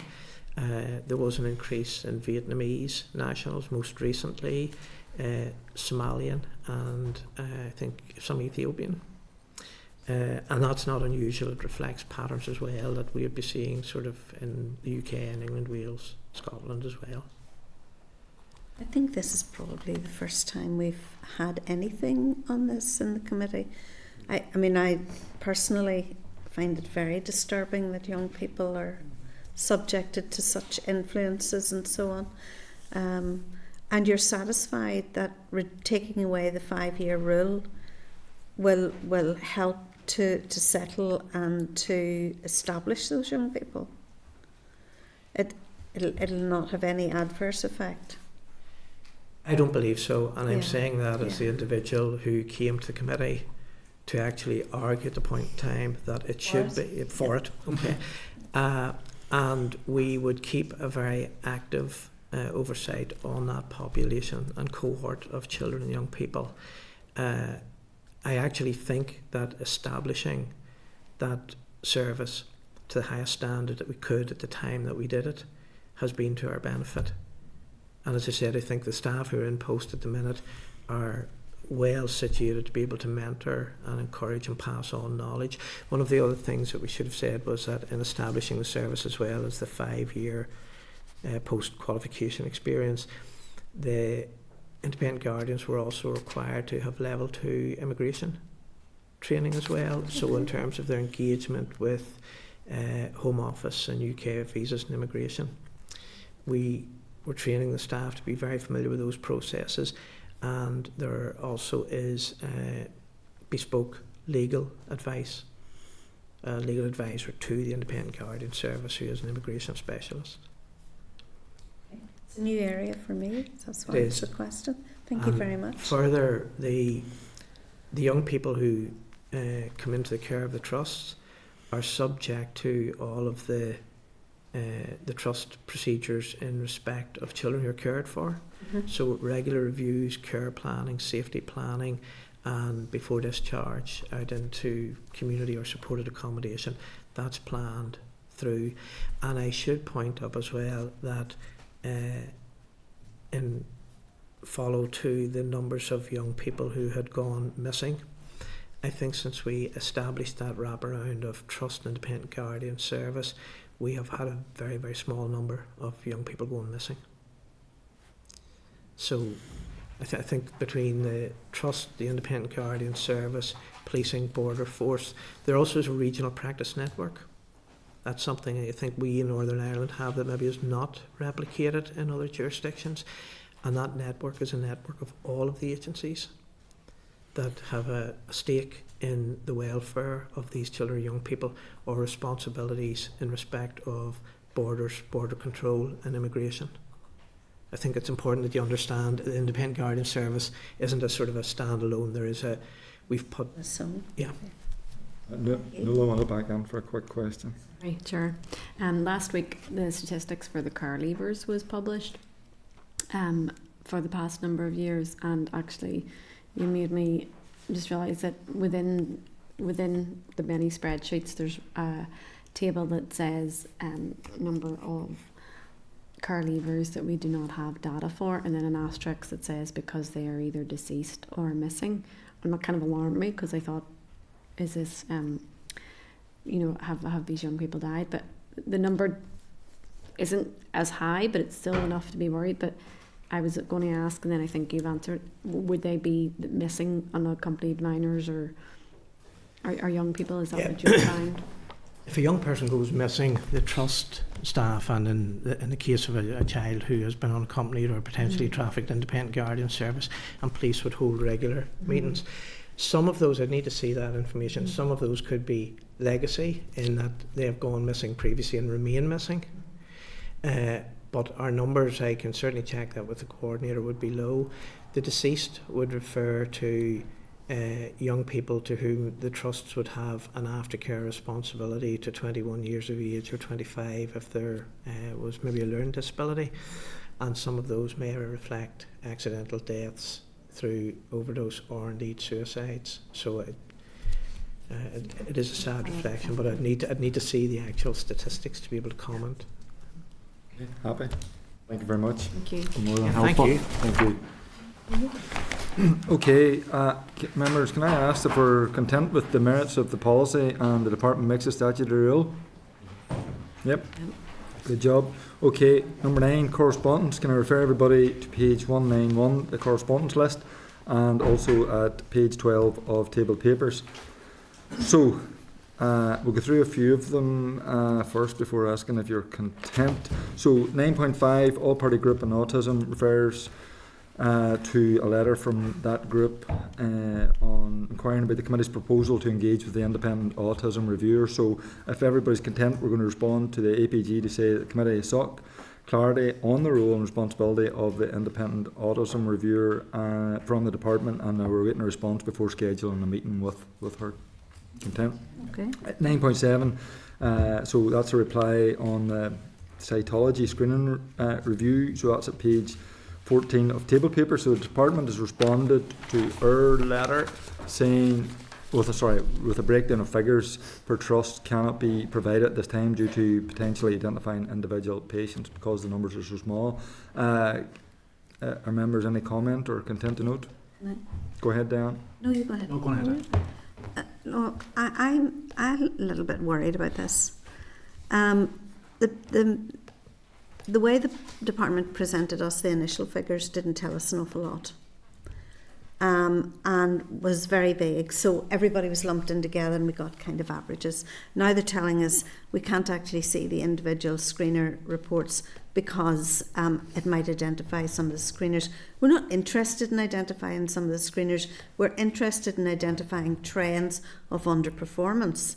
And I really think we should go back to the department and say this is just not good enough, and that they need to present us with this appropriate information as soon as possible. I mean, they could do this, they argue this in the letter, and I've only had a brief read out, but they argue in the letter that they could do it for the Southern Trust investigation because it was pre-2021, and things have changed. But look, come on, we've asked for about 10 years of reports. Yeah. Don't disagree with that. Danny's first. Sorry. No, I was just going to say exactly that. There must be a way of giving us the data that, where the names are taken out and the screeners themselves aren't identified. Yeah. And certainly we have asked for the information, we didn't get it. Nola? Yeah, we were also told at the last session that we had on this in public, during one of the questions, we learned that there was reports that were actually physically handed over, not physically, but they were given to the trust by the PHA on performance, and I think then maybe they kind of started to backtrack a little on that at that session, and I do think it's a wider issue that we need to come back to, but probably best maybe finding out where the part 2 of this review is, the how and why, and get an opportunity to come back to committee, because we still had loads of questions that day, and it is worth us exploring actually when we might be able to do that once they have more information. Content with that? Oh. If you can help, we did ask for timelines on the reviews. So they've said the independent expert opinion report has been received and is currently being considered. Yeah. The NHS England peer review is ongoing. Let's hope the report will be available in April. And then the multi-patient review of the SAI cases is progressing well and be expected shortly. So timeline for coming into when they might be in a position to come into committee. Could I ask that it's not just the trusts that come, it is also the PHA. I have seen the minutes of the PHA meeting for January, the board meeting, where they say that actually they had a great meeting with us in Daisy Hill. So it must have been a slightly different meeting to the one I was at, and that they were very satisfied that, and there was some rather disparaging comments about the Ladies with Letters group, who have done an enormous amount to support patients throughout the Southern Trust review. So I do think that the PHA have significant, and they still haven't answered the question. I think it's worth asking them again.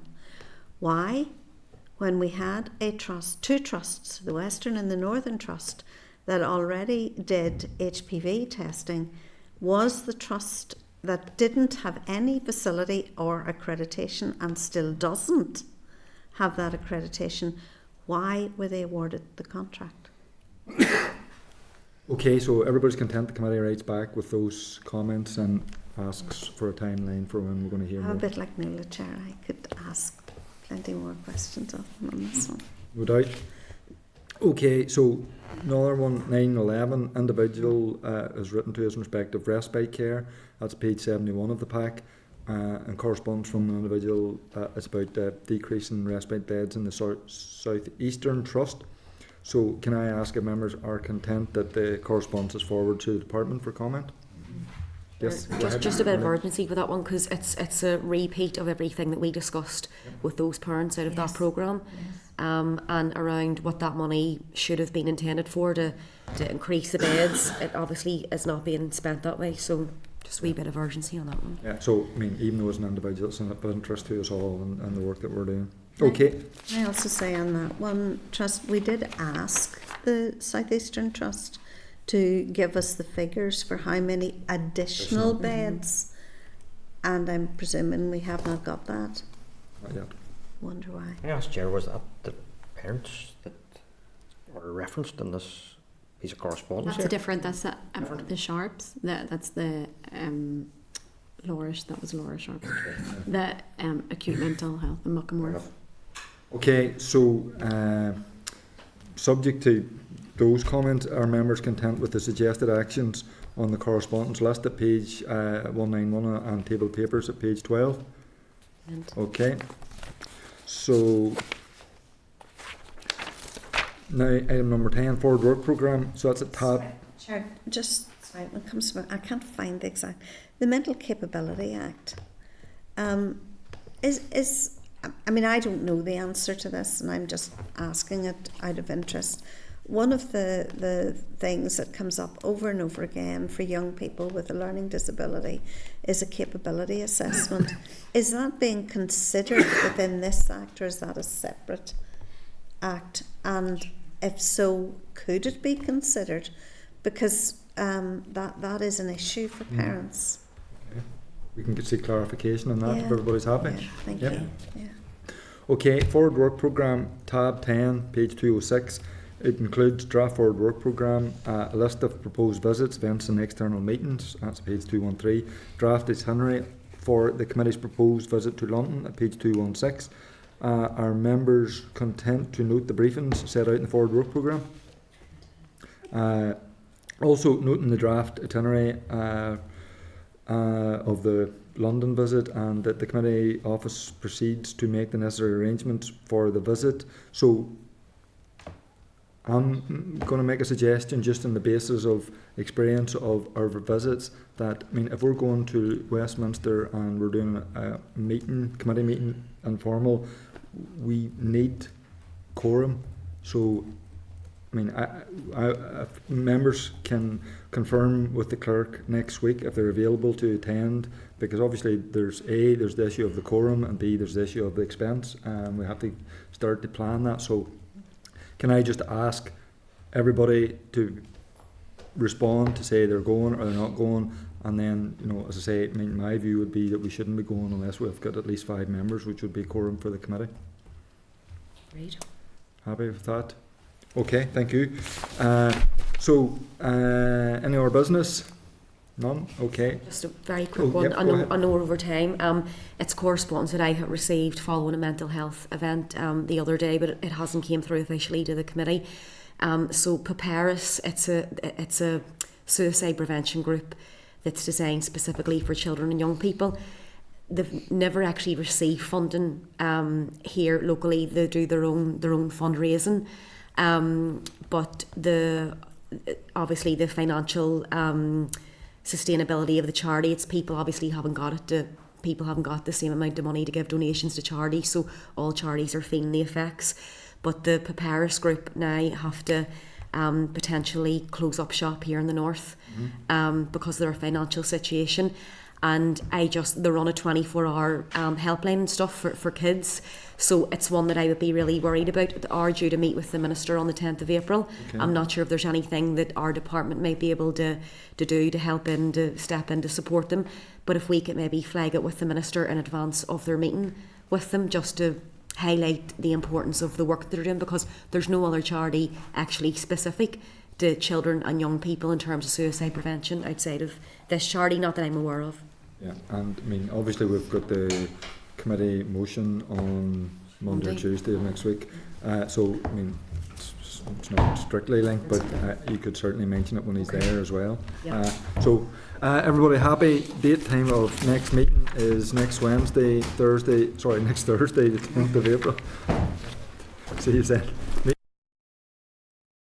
Committee Room 29, Sound.